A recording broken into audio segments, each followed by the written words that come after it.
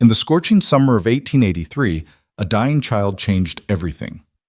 When struggling rancher Jonah Reed discovered a broken wagon in the Colorado wasteland, he faced an impossible choice: turn away a desperate mother and her 5 starving children, or risk losing the little he had left. What happened next would test every ounce of his strength, challenge his hardened heart, and transform barren dust into something worth fighting for. This is a story of survival, sacrifice, and the unexpected family forged under the merciless western sun. Stay with me until the end, hit that like button, and comment your city below so I can see how far this story travels. The sun beat down on the Colorado territory like a hammer against an anvil, relentless and unforgiving. It was the kind of heat that made a man question every decision that had brought him to this godforsaken stretch of earth. Jonah Reed pulled his hat lower over his eyes, squinting against the glare that turned the landscape into a shimmering mirage. The year was 1883, and the summer had arrived early and mean, sucking the moisture from everything it touched. Jonah's horse, a sturdy bay mare named Copper, picked her way carefully along the fence line. The woodposts stood like skeletal sentries, marking the boundaries of what Jonah still called his ranch, though the term felt more like wishful thinking with each passing day. The grass had turned brittle and yellow, crunching under Copper's hooves. Water was scarce, feed was scarcer, and Jonah's patience with the land, with life itself, had worn thin as parchment. He was 32 years old and felt 60. The lines around his eyes had deepened from squinting into too many sunrises, and his hands bore the calluses and scars of a man who'd worked every day of his life since he could walk. His father had staked this claim 15 years ago, full of dreams about cattle and prosperity. Those dreams had died with him 3 winters back, leaving Jonah alone with 200 acres of stubborn earth and memories that offered no comfort. The fence needed mending in a dozen places. Jonah dismounted, pulled wire and pliers from his saddlebag, and set to work on a sagging section. Sweat dripped from his nose as he twisted the wire tight, his muscles remembering the motion from 1,000 repetitions. The work was endless. Every time he fixed one thing, 2 more broke. It was like trying to hold back the desert with his bare hands. A hawk circled overhead, riding the thermals in lazy spirals. Jonah watched it for a moment, envying its freedom. That bird could leave any time it wanted, could fly to where the grass still grew green and the water ran cool. But Jonah was tied to this land by chains he couldn't name. Duty, stubbornness, maybe just the lack of anywhere else to go. He finished the repair and wiped his forehead with his sleeve, leaving a streak of dirt across his sunburned skin.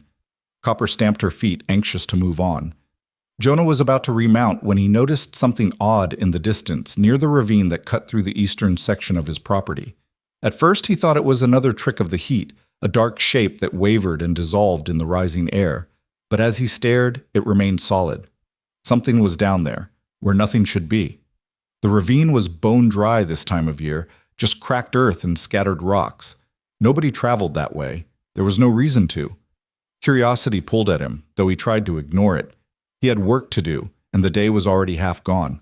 But the shape didn't move, and something about its stillness bothered him. With a sigh that came from somewhere deep in his chest, Jonah swung back into the saddle and turned Copper toward the ravine. The ride took 10 minutes, and with each passing moment, the shape resolved into something more distinct. It was a wagon, or what was left of one. The canvas top was torn and sun-bleached, flapping weakly in the hot wind. One wheel was completely shattered, splintered wood scattered across the hardpan. The wagon listed to one side like a ship taking on water. Jonah's hand moved instinctively to the rifle in his saddle scabbard. Trouble came in many forms out here: bandits, rustlers, men running from the law. He approached slowly, every sense alert. Copper's ears swiveled forward, picking up sounds Jonah's duller human hearing couldn't catch. As he drew closer, he heard it, a soft whimpering like an injured animal. But it wasn't an animal. It was a child. Jonah's chest tightened. He urged Copper forward and came around to the back of the wagon. What he saw made him pull up short. A woman sat in the wagon's shade, her back against the wooden side. She held a small child in her arms. A boy, maybe 4 years old. His face flushed red despite being out of the direct sun. Around her, 4 other children huddled together, their eyes huge and thin faces. The oldest couldn't have been more than 12. They all stared at Jonah with a mixture of fear and desperate hope. The woman looked up at him. She was younger than he'd expected, maybe 28 or 30, but hardship had carved its story into her features. Her dark hair hung in tangles around her face, and her lips were cracked and bleeding from the sun. Her dress, once probably a decent calico, was stained with dust and sweat. "Please," she said, and her voice was barely a whisper, rough as sandpaper. "Water." Jonah sat frozen in his saddle. This was trouble. He knew it in his bones. These people weren't his problem. He had nothing to spare. Not water, not food, not time. The smart thing would be to ride to town, tell the sheriff, let someone else handle it. These were strangers, and the territory wasn't kind to men who took in every lost soul they stumbled across. But the child in her arms made a small, keening sound, and Jonah saw that the boy's eyes were glazed, unfocused. The kid was in bad shape. They all were. How long had they been out here? He dismounted slowly, approaching with caution. The woman didn't move, didn't even seem to have the strength for it. The other children pressed closer to her, protective and terrified at once. "How long you been here?" Jonah asked. 2 days. Her voice cracked on the words. "Maybe 3. The wheel broke. My husband, he went for help." Jonah glanced around at the empty landscape. No tracks leading away except the wagon's own trail. No sign of anyone coming back. "When did he leave?" The woman's eyes dropped. 3 days ago, maybe 4. He wasn't coming back. Jonah could see that she knew it too, could see it in the way she held her children tighter, as if she could shield them from that terrible truth. Jonah crouched down, staying a respectful distance away. He pulled his canteen from his belt and held it out. The woman reached for it with shaking hands, uncapped it, and held it to the small boy's lips. The child managed only a few sips before turning his head away weakly. "Give it to the others first," Jonah said quietly. "Small sips. Not too much at once." She nodded and passed the canteen to the next youngest, a girl of maybe 6 with tangled blonde hair. The children drank in turn, each taking only what they needed before passing it on. Even in their desperation, they'd been taught to share. That told Jonah something about their mother. When the oldest child, a boy with serious dark eyes, handed the canteen back, there was still water in it. Jonah gestured for the woman to drink. She hesitated, then tipped the canteen to her lips. He watched her throat work as she swallowed, saw the way her eyes closed in relief. "What's your name?" he asked. "Mara. Mara Hale." She looked at her children. "This is Thomas, Sarah, Emma, Luke, and..." She touched the small boy's fevered forehead. "And this is Daniel." "Jonah Reed. I've got a ranch about 2 miles west of here." He stood, studying the broken wagon. The axle was cracked clean through. It wasn't getting fixed out here, and even if it could be, these people were in no shape to travel. The smart thing, the safe thing. Right away. But the heat shimmered off the cracked earth, and Jonah thought about what another day out here would do to these children. He thought about the small boy's glazed eyes, about how a person could die of thirst in this country before anyone even knew they were lost. He thought about his father, who'd always said that a man was measured not by what he kept, but by what he was willing to share when sharing hurt. Damn. "Can you ride?" he asked Mara. She nodded, though he wasn't sure he believed her. "Then here's what we're going to do. I'm going to take you and the children to my ranch. There's shade there and water and a place to rest. We'll figure out the rest later."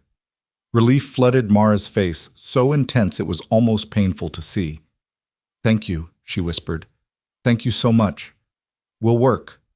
We won't be a burden. I promise we'll—" "Save your strength," Jonah interrupted. He wasn't interested in promises. Promises were just words, and words were cheap. "Can you walk?" "Yes." She struggled to stand, still holding Daniel. The other children scrambled up with her, clinging to her skirts. Jonah whistled for Copper, who'd wandered a few feet away to nose at a patch of scrub. He helped Mara onto the horse's back, then handed Daniel up to her. The boy was light as kindling, burning up with fever. "The rest of you will have to walk," Jonah said to the other children. "It's not far. Can you do that?" Thomas, the oldest boy, straightened his shoulders. "Yes, sir." They started west, Jonah leading Copper by the reins, The children trudged behind in a ragged line, too tired for talk. The sun continued its merciless arc across the sky, and Jonah watched their shadows shorten and shift. Each step kicked up small clouds of dust that settled on their already filthy clothes. Sarah, the 6-year-old, stumbled. Emma, who looked about 8, caught her sister's hand and helped her up without a word. They kept moving. Jonah found himself stealing glances at them. 5 children, 5 mouths to feed, 5 bodies that would need shelter and care. What had he gotten himself into? His supplies were already stretched thin. The ranch barely supported 1 person, let alone 7. But when he looked at Daniel's flushed face, at Mara's determined grip on her son, he knew he couldn't have made a different choice. Not, and lived with himself afterward. The ranch buildings appeared in the distance. A weathered house, a barn that leaned slightly to the north, a few outbuildings in various states of disrepair. It wasn't much, but it was home. Or as close to home as Jonah had anymore. As they approached, Mara lifted her head and looked around. If she was disappointed by what she saw, she didn't show it. She just held her son closer and kept her eyes forward. Jonah led them past the main house to an old supply shed behind the barn. It was sturdier than it looked, with thick walls that kept out the worst of the heat and a roof that didn't leak. He used it for storage mostly, but it was cleaner than the barn and had a small stove in one corner. "You can stay here," he said, pushing open the door. The inside was dim and blessedly cooler than the open air. "It's not much, but it's out of the sun." Mara slid down from Copper's back with Daniel in her arms. She stepped into the shed and looked around, and Jonah saw her shoulders sag with relief. There were old blankets stacked on a shelf, a few crates that could serve as seats, even a cracked mirror hanging on one wall. "It's perfect," she said softly. "Thank you." The other children filed in, their eyes adjusting to the dimness. Thomas immediately began organizing a space for them to sit, moving crates with quiet efficiency. The girls helped, falling into practiced roles. Jonah cleared his throat. "I'll bring water and food, what I've got. The well's just there." He pointed through the door to a stone well about 30 yards away. "The water's good, cold." "We can get it ourselves," Mara said quickly. "You've done enough. We can—" "Later," Jonah cut her off. "Rest first. I'll be back." He left before she could argue, leading Copper toward the barn. His mind was already running through his supplies. He had cornmeal, some dried beans, a little salt pork. Not much, but enough to make a decent meal. There were eggs if the hens were laying, which they usually were. Milk from the cow. In the barn, he unsaddled Copper and brushed her down, his hands moving through the familiar routine while his thoughts churned. What was he supposed to do with these people? He couldn't just keep them here indefinitely. But he couldn't send them back out into the wilderness either, not in their condition. The child, Daniel, needed medicine, needed a doctor. The nearest town was 15 miles south, a hard ride in good weather. In this heat, it would be brutal. Jonah finished with Copper and headed to the well. He drew up bucket after bucket of cold, clear water, filling every container he could find. His muscles burned with the effort, but it felt good to have a concrete task, something to do with his hands while his mind wrestled with bigger problems. He carried water to the shed first. When he entered, he found Mara had laid Daniel on a blanket in the coolest corner. The other children sat quietly nearby, watching their little brother with worried eyes. Thomas had found a rag somewhere and was wiping the dust from the girls' faces. Jonah set the buckets down. "Drink what you need. I'll bring more." On his next trip, he brought food. A pot of cornmeal mush he'd cooked quickly on his own stove, thick and filling. It wasn't fancy, but it was hot, and there was enough of it. He'd added some of his precious salt and a little of the bacon fat he'd been saving. The children ate like they'd been starving, which, he supposed, they had been. Even Daniel managed a few bites before falling back into restless sleep. Mara tried to make it last, tried to eat slowly, but Jonah could see the hunger in her eyes. "There's more," he told her. "Eat." She did, and when the pot was empty, she looked at him with such gratitude that Jonah had to turn away. He wasn't used to being looked at like that, wasn't sure he deserved it. "The boy needs medicine," he said roughly. "Fever like that. It's not good." "I know." Mara's hand rested on Daniel's forehead. "But we have no money, nothing to trade. I'll ride to town tomorrow, talk to the doctor. We can't pay. I'll figure it out. Jonah moved toward the door. You all get some rest. I'll check on you later. He escaped before she could protest further, stepping back into the heat. The sun was starting its descent now, the light turning golden. In a few hours, it would be cooler. Not cool, but better than the midday inferno. Jonah stood for a moment, looking at his ranch with fresh eyes. The house needed painting. The barn needed shoring up. The fences needed constant repair. The land needed rain that wouldn't come. And now he had 6 more people depending on him. He should have ridden past that wagon, should have let someone else find them. But even as he thought it, he knew it wasn't true. There had been no choice, not really, not for him. The evening chores called, animals to feed, the cow to milk, eggs to collect.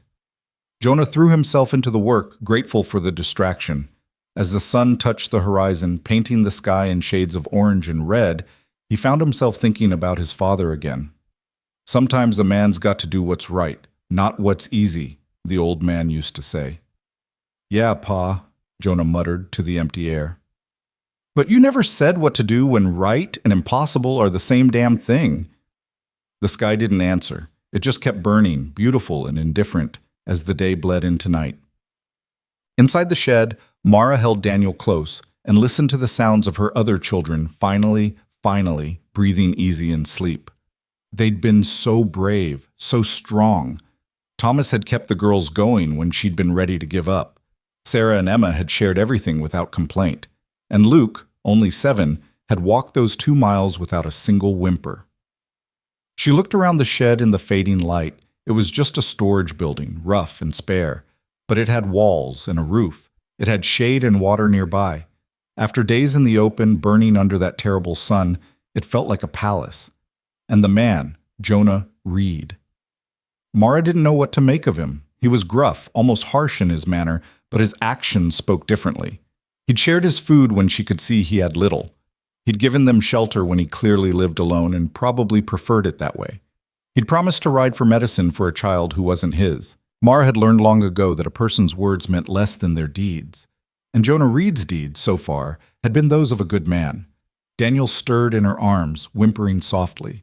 She touched his forehead and felt the heat still radiating from his small body. Fear clenched her heart. She'd already lost so much. Her husband had abandoned them. She knew that now. Had known it the moment he rode away and didn't return. He'd always been a dreamer, chasing schemes that never panned out, dragging his family from place to place with promises of fortune that never materialized. But she couldn't lose Daniel, couldn't lose any of her children. They were all she had left. Please, she whispered into the darkness, not sure who she was asking. Please, let him be okay. Outside, a coyote howled in the distance. The sound was lonely and wild, a voice of the desert night. But inside the shed, her children slept safely, and that was enough. For now, it was enough. Jonah sat on his porch, watching the stars emerge one by one. Copper was settled in the barn, the chickens were in their coop, and the cow was in her pen. Everything was as it should be. Except now there were 6 people in his supply shed, depending on him to keep them alive. He thought about the ride to town tomorrow. The medicine would cost money he didn't have. The doctor might extend credit, or he might not.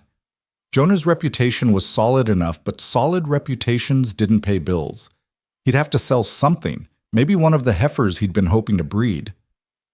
The thought made his jaw tighten. Every animal he sold was a step backward, a piece of the future slipping away.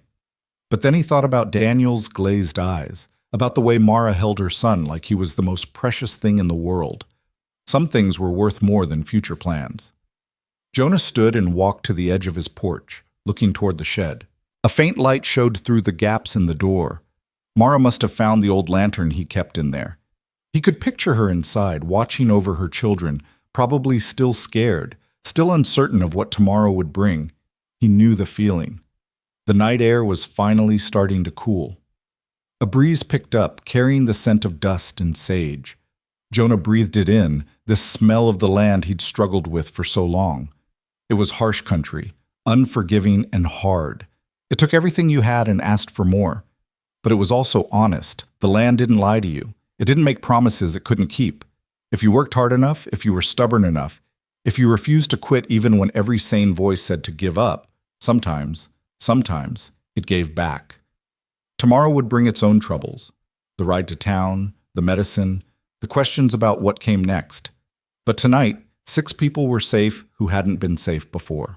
Tonight, children were sleeping with full bellies instead of slowly dying in a broken wagon. It wasn't much, but maybe it was enough to start with. Jonah took one last look at the stars, cold and distant and beautiful, then headed inside. He had a lot to do tomorrow, and the day would start early. It always did. 2. Dawn came too early, as it always did. Jonah was already awake when the first gray light crept through his window, had been awake for hours if he was being honest. Sleep had come in fits and starts, his mind too busy calculating costs and consequences to let him rest properly. He dressed quickly in the pre-dawn chill, pulled on his boots, and stepped outside to face whatever the day would bring. The air was cool, almost pleasant. In another hour the heat would return, but for now the world felt clean and new. Jonah walked toward the well, his footsteps loud in the morning quiet. He drew water for himself, splashed it on his face, and let the cold shock clear away the cobwebs of a restless night. Movement caught his eye. The door to the supply shed stood open, and Mara was there, already awake, already working. She carried a bucket toward the well, moving carefully as if her body ached. When she saw him, she stopped. "I didn't mean to wake you," she said. "You didn't. I'm always up early." Jonah gestured to the well. "Water's free. Take what you need." She nodded and continued forward. In the growing light, Jonah could see her more clearly than he had yesterday. She was thin, her cheekbones sharp, but there was strength in the set of her shoulders. She moved like someone who'd been carrying heavy loads for a long time and had learned how to bear the weight. "How's the boy?" Jonah asked. Mara's hands tightened on the bucket handle. "The fever's still high. He had a rough night. I'll ride to town this morning, get medicine from the doctor." "Mr. Reed, we can't—" "Jonah," he interrupted, "and we already covered this. Boy needs medicine. I'll get it." She looked at him for a long moment, and Jonah saw something shift in her expression. Not just gratitude this time, but a kind of measuring assessment, like she was trying to figure out what kind of man he really was. "Thank you, Jonah," she said finally. "When Daniel's better, we'll repay you, however long it takes. We'll worry about that later. Right now you need to focus on keeping him comfortable." Jonah turned toward the barn. "I'll bring breakfast before I leave." He was halfway across the yard when Mara called after him. "Jonah?" He stopped, looked back. "Let me cook it," she said. "Please, I need to do something useful." Jonah understood that feeling, the need to be productive when everything else felt like it was falling apart. He nodded. "Kitchen's in the house. Help yourself to whatever you find. Chickens might have laid overnight. Eggs are in the coop." He watched her hurry back to the shed, probably to check on her children before venturing into his house. Jonah continued to the barn, where Copper nickered a greeting. He fed her, mucked out her stall, and took his time with the morning chores. By the time he returned to the house, the smell of cooking food filled the air. Mara stood at his stove, her hair pulled back in a braid, working with the focused efficiency of someone who'd cooked thousands of meals. She'd found his cornmeal, his eggs wags, even the last of his bacon. A pan of scrambled eggs mixed with crumbled bacon sat on one side of the stove, and cornbread was baking in the oven. "Hope you don't mind," she said without turning around. "I saw the cornmeal and thought—" "It's fine," Jonah said. The truth was, his kitchen hadn't smelled this good in years. He cooked to survive, nothing more. Whatever Mara was making, it was something different. Thomas appeared in the doorway, hesitant. "Ma?" "Come in, sweetheart. Help me carry this back to the shed." The boy entered, his eyes taking in everything, the house, Jonah, the food on the stove. He moved like he was trying to take up as little space as possible, trying not to be a burden. Jonah recognized that careful politeness. He'd worn it himself as a child, after his mother died, and it was just him and his father scratching out a living. "You must be Thomas," Jonah said. "Yes, sir." The boy's voice was quiet but steady. "How old are you?" 12, sir." "Almost 13. Almost 13. Same age Jonah had been when his mother passed, old enough to know that life was hard and help was rare. Mara pulled the cornbread from the oven and began dividing the food. She made 2 plates, one heaping with eggs and cornbread, the other with smaller portions. The larger plate she set on Jonah's table. The The smaller one she handed to Thomas. "Take this to your sisters and Luke," she told her son. "Make sure Daniel gets some of the eggs, even if it's just a bite or two." Thomas took the plate carefully and disappeared. Mara turned to Jonah, gesturing to the table. "Sit. Eat while it's hot." "This is too much," Jonah said, looking at the generous portions. "You and the kids need—" "We ate," Mara interrupted firmly. "Not as much as you just gave us, but enough. You're riding to town in this heat. You need the strength." She wasn't going to budge on this. Jonah could see that. He sat down and took a bite of the eggs. They were perfectly seasoned, fluffy, better than anything he'd cooked in months. The cornbread was golden and still warm, with just the right amount of salt. "This is good," he said, and meant it. A small smile touched Mara's lips. "It's just eggs and cornbread. Still good." They sat in silence for a moment, Jonah eating, Mara standing by the stove with her arms wrapped around herself like she didn't quite know what to do with idle hands. "Where were you headed?" Jonah asked. "Before the wagon broke." "West," Mara said. "California, supposedly. My husband heard there was work in the mines, good pay. He was always hearing about opportunities." Her voice carried the weight of old disappointments. "We'd been traveling for 2 months when the axle cracked. He said he'd go to the nearest town, get help, come back." She paused. "He's not coming back, is he?" Jonah could have lied, could have offered false hope, but she deserved the truth. "Probably not." Mara nodded slowly, like she'd just had something confirmed that she already knew. "I kept thinking maybe he got hurt, or lost, but deep down, I knew. He left us. Just like he left his family back in Ohio, just like he left every job he ever had when it got too hard. I'm sorry." "Don't be. I'm better off knowing." She met his eyes. "We all are. At least now I can stop waiting and start figuring out what comes next." There was steel in her voice, a determination that Jonah respected. She wasn't the kind to wallow in self-pity. She was already thinking ahead, already planning. "What will you do?" he asked. "I don't know yet, but we'll manage. We always have." She straightened her shoulders. "First, Daniel needs to get well. Then I'll figure out the rest." Jonah finished his breakfast and stood. "I should get going. Town's a good ride from here." "Be careful," Mara said. "And Jonah? Thank you. For everything." He nodded, uncomfortable with her gratitude, and headed out to saddle Copper. The sun was climbing now, the coolness of dawn already burning away. It was going to be another scorcher. The ride to town took 3 hours, and by the time Jonah saw the dusty buildings of Redemption rising from the plains, he was soaked with sweat. The town wasn't much. A main street with a general store, a saloon, a church, and a scattering of other businesses. But it had a doctor, and that was what mattered. Jonah tied Copper to the hitching post outside Dr. Harrison's office and stepped into the relative cool of the building. The doctor was in, a gray-haired man with kind eyes and steady hands who'd patched up Jonah more times than he could count. "Jonah Reed," Dr. Harrison said, looking up from his desk. "What brings you to town? You don't look injured." "It's not for me. I've got a sick child at my place. Boy, about 4 years old, high fever, been like that for 2 days at least." The doctor's expression turned serious. "How high?" "Hot to the touch. Glazed eyes. Won't eat much. Could be any number of things. Heat exhaustion, infection, fever from bad water." Dr. Harrison stood and moved to his medicine cabinet. "I can give you something to bring the fever down, but if it doesn't break in a day or two, you'll need to bring the boy in." "I'll do that." Jonah watched the doctor measure out powder into small paper packets. "What do I owe you?" $2. Jonah pulled the money from his pocket, money he'd been saving for winter supplies, and handed it over. Dr. Harrison gave him the medicine along with detailed instructions. "Mix this with water, get him to drink it 3 times a day. Keep him cool, wet cloths on his forehead. And Jonah?" The doctor looked at him seriously. "If he gets worse, don't wait. Bring him in right away."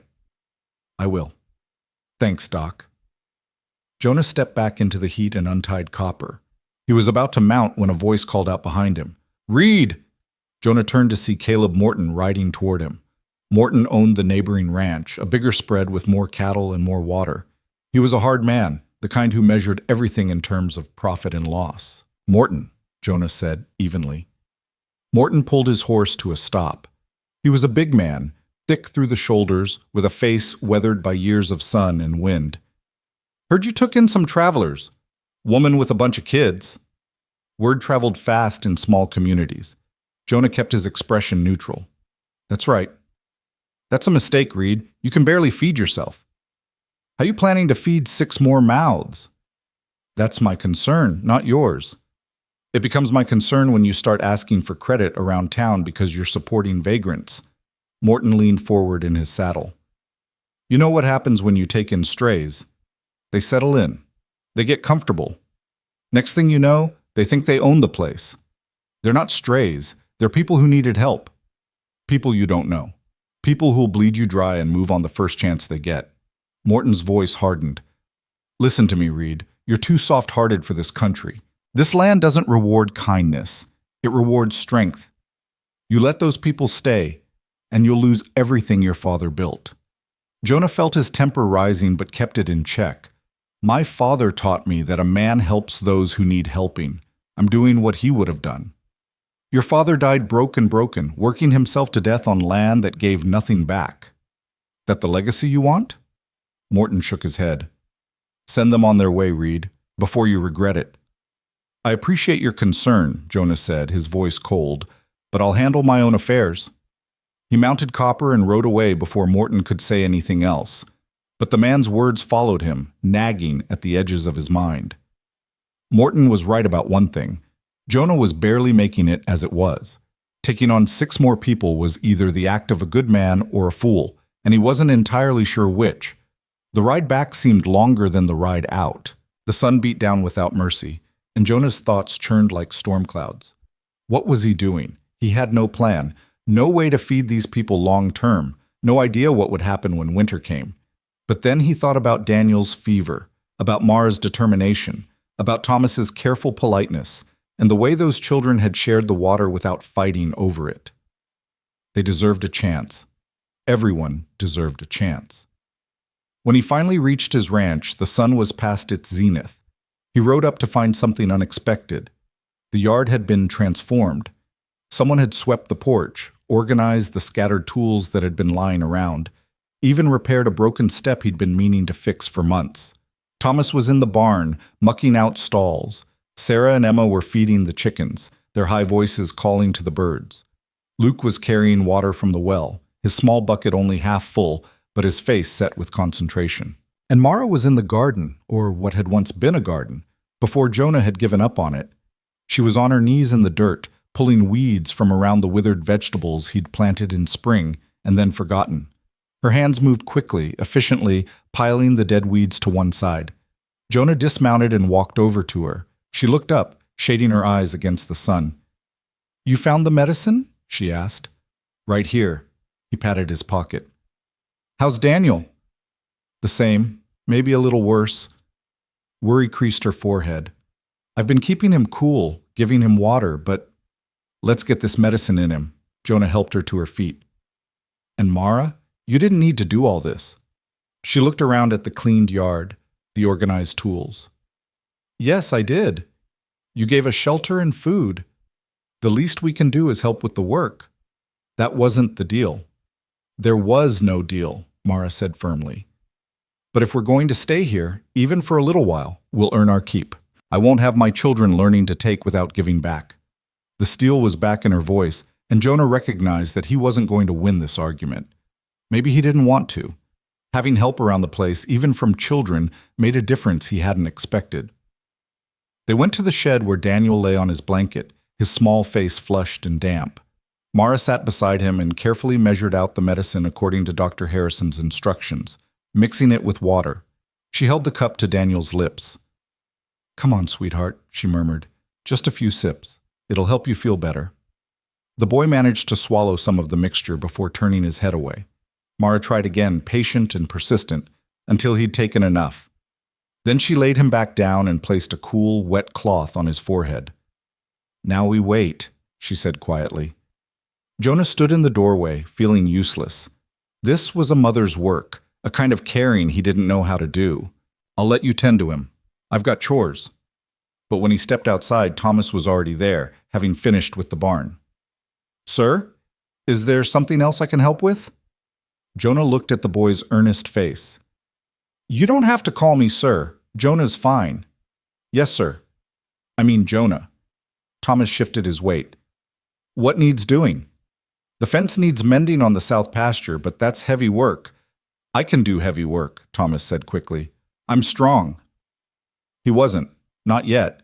He was too thin, still recovering from days without proper food. But Jonah saw the need in the boy's eyes, the desperate desire to prove himself useful. All right, Jonah said. Come on. I'll show you how to twist wire. They worked together through the afternoon heat, Jonah teaching and Thomas learning fast. The boy had good hands and didn't complain, even when the wire bit into his palms or the sun beat down hard enough to make spots dance in front of their eyes. You've done this before, Jonah observed. A little. My father, Thomas paused, choosing his words carefully. He wasn't much for staying in one place. We moved a lot. But wherever we went, I tried to learn what I could. Figure I might need those skills someday.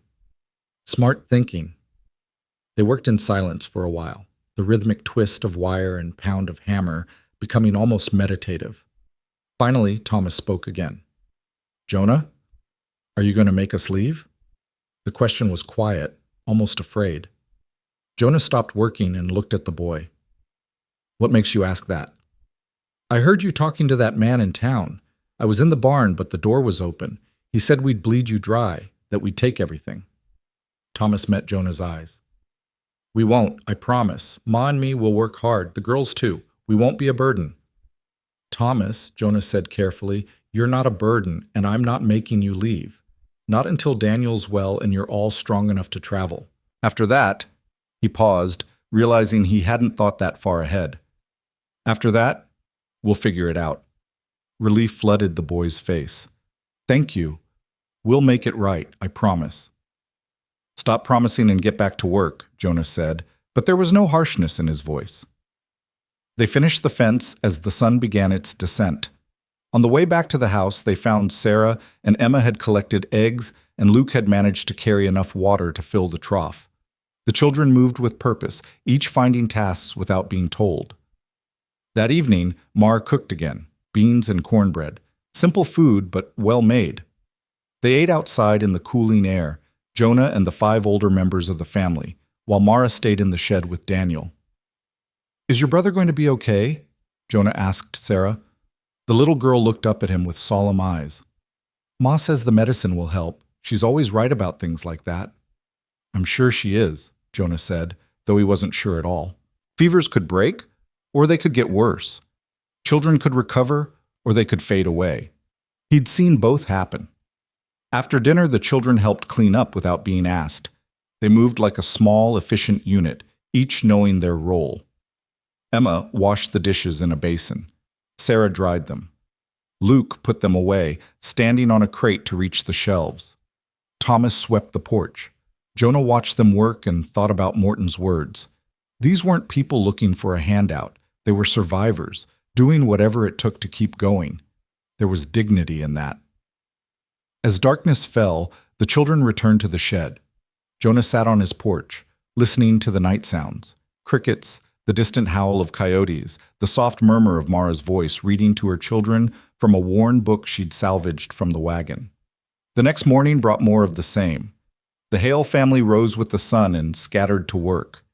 Thomas helped Jonah with the morning chores. Mara tended the garden and cooked. The younger children fed animals and carried water. And slowly, almost imperceptibly, the ranch began to look different. The tools that had been scattered found homes in the barn. The porch that had been dusty became clean.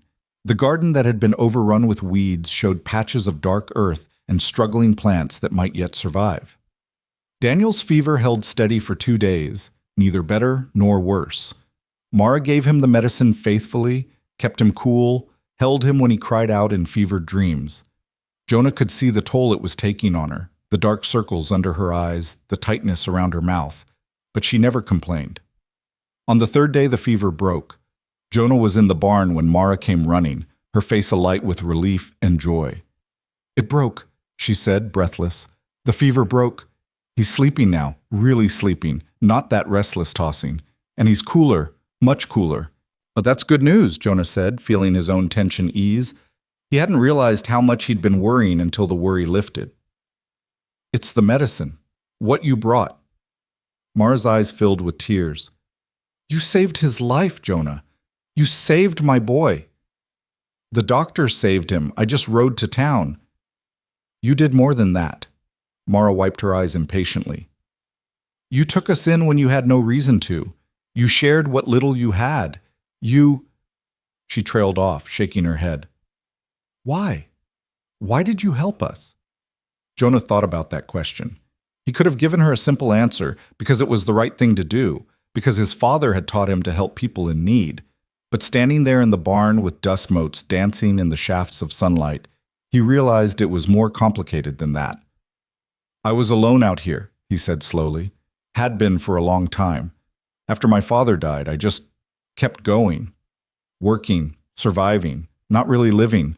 And then I saw you and your children in that wagon, and I thought about how it would feel to be that desperate, that scared. I couldn't leave you there. You could have, Mara said softly. Most people would have. Maybe. But I'm not most people, I guess. They stood in comfortable silence for a moment, and Jonah felt something shift between them. Not romance. It was too soon for that, and they both carried too much weight from the past. But understanding, maybe. Recognition of shared strength and shared struggle. I should get back to Daniel, Mara said finally. Go on. And Mara? I'm glad he's going to be okay. She smiled, and it transformed her face, made her look younger and lighter. Then she hurried back to the shed. Jonah returned to his work, but his mind kept drifting. The ranch felt different now, fuller.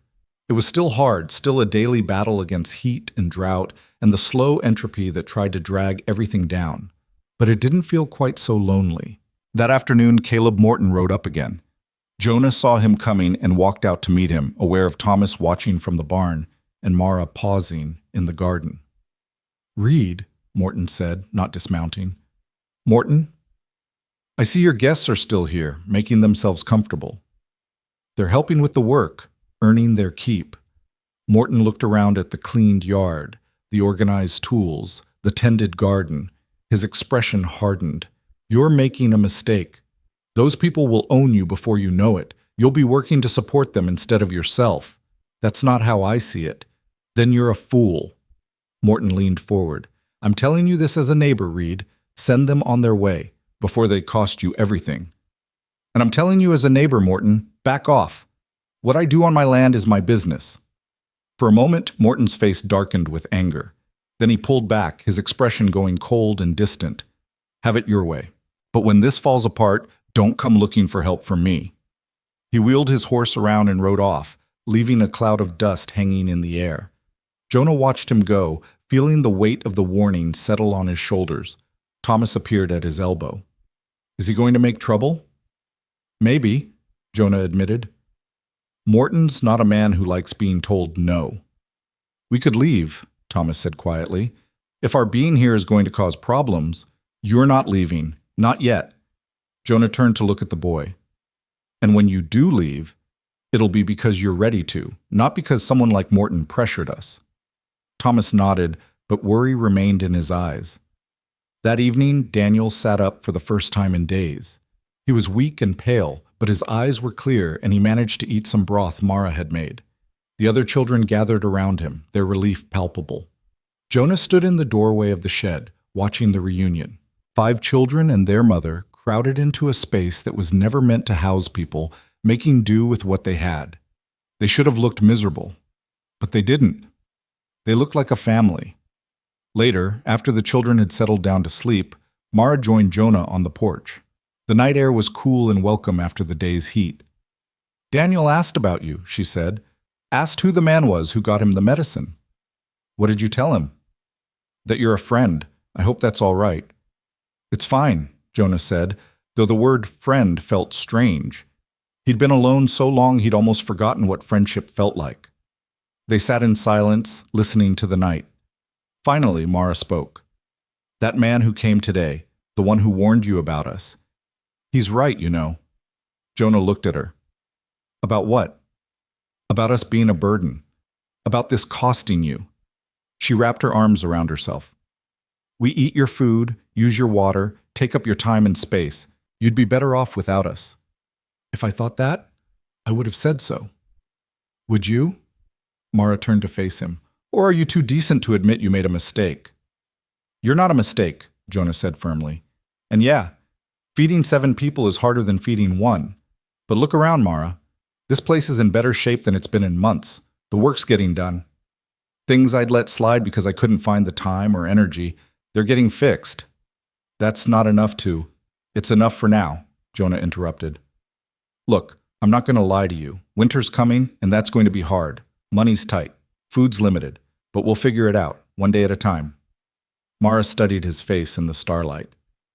Why are you doing this? Really?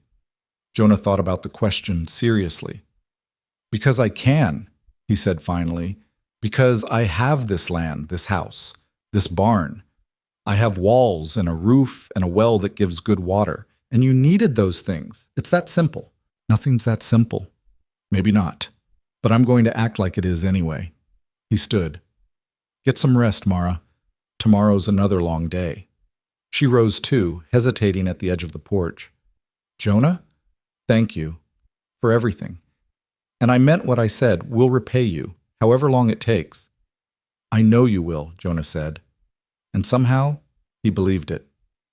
She disappeared into the shed, and Jonah remained on the porch, looking up at the stars. Morton's warning echoed in his mind, mixing with Mara's concerns and his own doubts. This was risky. This was probably foolish. This could very well cost him everything. But when he thought about sending them away, about watching those children walk back into the desert with nowhere to go and no one to help them, he knew he couldn't do it. Whatever came next, they'd face it together. The land stretched out before him, dark and vast, under the star-filled sky. Somewhere in the distance, a coyote called and another answered. The sound was lonely, wild, and beautiful, a reminder that this was hard country, unforgiving country, but it was also home, and maybe, just maybe, it had room for a few more people who were willing to work for their place in it. The days that followed Daniel's recovery fell into a rhythm that felt almost natural. Jonah woke before dawn, and by the time he reached the well, Thomas was already there, hauling water for the animals. Mara had coffee brewing on the stove. Real coffee, made from the small bag Jonah had been hoarding for special occasions, though he hadn't protested when she'd found it and decided his kindness qualified as special enough. The girls swept and organized. Luke practiced his letters in the dirt with a stick, and slowly, quietly, the Reed Ranch began to feel less like a lonely outpost and more like a place where people actually lived. But summer in the Colorado Territory was a season of extremes, and the heat that had nearly killed the Hale family was only the first danger it carried. It started in town. Jonah heard about it when he rode in for supplies 3 weeks after finding Mara and her children. The general store owner, a talkative man named Henderson, leaned across the counter with the eager expression of someone about to share important news. You heard about the sickness? Henderson asked. Jonah's hand stilled on the bag of flour he was examining. What sickness? Fever. Started over in Cottonwood Creek, spread to Miller Station. Doc Harrison says it's moving this way. Henderson lowered his voice. Already took 3 children and an old man. Comes on fast. Fever, chills, then worse. Doc's seen it before, says it runs through communities like wildfire in dry grass. The words hit Jonah like a physical blow. He thought immediately of Daniel, still weak from his own recent fever, of Sarah and Emma and Luke, of Mara, who'd already lost so much. What's Harrison doing about it? Jonah asked. What can he do? He's got medicine, but not enough for everyone. And it don't always work anyway. Henderson shook his head. Best thing is to stay away from town. Keep to yourself until it passes. These things burn themselves out eventually. Jonah paid for his supplies and rode home faster than he should have, Copper's hooves churning up dust on the dry road. When he reached the ranch, he found Mara in the garden, her hands dark with soil. She looked up at his approach and immediately read something in his expression. What's wrong? She asked, standing. There's sickness in the towns east of here, fever. Henderson says it's spreading. Jonah dismounted. We need to be careful. Keep the children close, away from anyone passing through. Fear flickered across Mara's face, but she pushed it down with visible effort. Daniel's still not fully strong. If he caught something else, he won't. We'll make sure of it. Jonah tried to sound more confident than he felt. Where is he now? Resting in the shed. The heat wore him out this morning. They walked together toward the shed, and Jonah felt the weight of responsibility settle heavier on his shoulders. It wasn't just his own survival anymore. 6 other people depended on his decisions, his ability to keep them safe. For 2 weeks, they were careful. No trips to town except when absolutely necessary. No contact with the occasional travelers who passed on the distant road. The children stayed close to the ranch, and Mara watched them with an intensity that spoke of her own fears. The heat intensified as August approached, turning the air thick and oppressive. The kind of heat that made it hard to breathe, hard to think. At night, they slept with windows open, hoping for any breath of cool air. During the day, they worked in the early morning and late evening, hiding from the sun during its worst hours. Thomas had grown stronger over the weeks, his frame filling out with regular meals. He worked alongside Jonah now with real competence, no longer just learning, but contributing. The boy had a good mind and steady hands, and Jonah found himself relying on him more than he'd expected. They were mending fence on the north pasture when Thomas spoke up, his voice uncertain. Jonah, can I ask you something? Go ahead. Why didn't you ever marry? Have a family of your own? Jonah hammered in a post, considering the question. It wasn't something he talked about, but Thomas had earned some honesty. I was engaged once. Girl named Catherine from town. Pretty, smart, had plans for what our life would be like. He paused, testing the post's stability. But she wanted me to sell the ranch, move somewhere with more opportunity. Said this land would break me like it broke my father. What did you do? Told her I couldn't sell. This was my father's dream, his legacy. I owed it to him to make it work. Jonah picked up another post. She left, married a banker in Denver, probably has a nice house, easier life. Do you regret it? Some days. Jonah met the boy's eyes. But this land, hard as it is, it's mine. I built something here, even if it's not much. That means something. Thomas nodded slowly, absorbing this. My father never built anything, just talked about what he was going to build someday. Ma used to believe him, but after a while she stopped. I think that's what hurt her most. Not that we were poor, but that we were poor because he wouldn't stick with anything long enough to make it work. Your mother's a strong woman. Yeah. Pride filled Thomas's voice. She kept us together when anyone else would have given up. When Pa left, I was angry, but now I think maybe we're better off. They worked in silence after that, the conversation settling into something deeper than words. Jonah understood what the boy was really saying, that this ranch, this hard life, felt more real and solid than anything his father had promised. That evening, Luke complained of feeling tired. Mara put him to bed early, attributing it to the heat and a long day of play. But when Jonah checked on him before heading to his own house, the boy's forehead felt warm. It's probably nothing, Mara said, but her voice was tight with worry. Just tired, like I said. Jonah wanted to believe her, but he'd heard the tremor beneath her words, seen the way her hand lingered on Luke's forehead, as if she could will away any sickness through sheer determination. By morning, Luke was worse. The fever that had seemed mild the night before had spiked. The boy shivered despite the growing heat, his teeth chattering, his small body racked with chills that no amount of blankets could stop. Mara sat beside him, her face pale. It's the sickness from town. It has to be. We don't know that, Jonah said, but he was lying and they both knew it. The symptoms matched what Henderson had described: sudden onset, high fever, violent chills. He needs medicine, the same kind you got for Daniel. Mara looked up at Jonah, and he saw desperation beginning to crack through her controlled exterior. Please. I'll go to town right now. The heat. I'll manage. Jonah was already moving toward the door. Keep him cool. Water, wet cloths, like before. I'll be back as fast as I can. He saddled Copper with shaking hands, his mind racing. The ride to town took 3 hours in normal conditions. In this heat, pushing hard, maybe he could make it in 2.5. Then the ride back. 5 hours minimum, probably closer to 6. A lot could happen in 6 hours to a sick child. Thomas appeared as Jonah was tightening the saddle. I'm coming with you. No, your mother needs you here. 2 riders can trade off, keep the horses fresher. We'll make better time. The boy's jaw was set, stubborn. Luke's my brother. I'm coming. Jonah wanted to argue, but Thomas was right. And there was something in the boy's eyes that reminded Jonah of himself at that age. The need to do something, anything, rather than sit helpless while someone you loved suffered. Get your mother's permission, then saddle the old gelding. We leave in 5 minutes. They rode out as the sun climbed higher, already turning the air to liquid heat.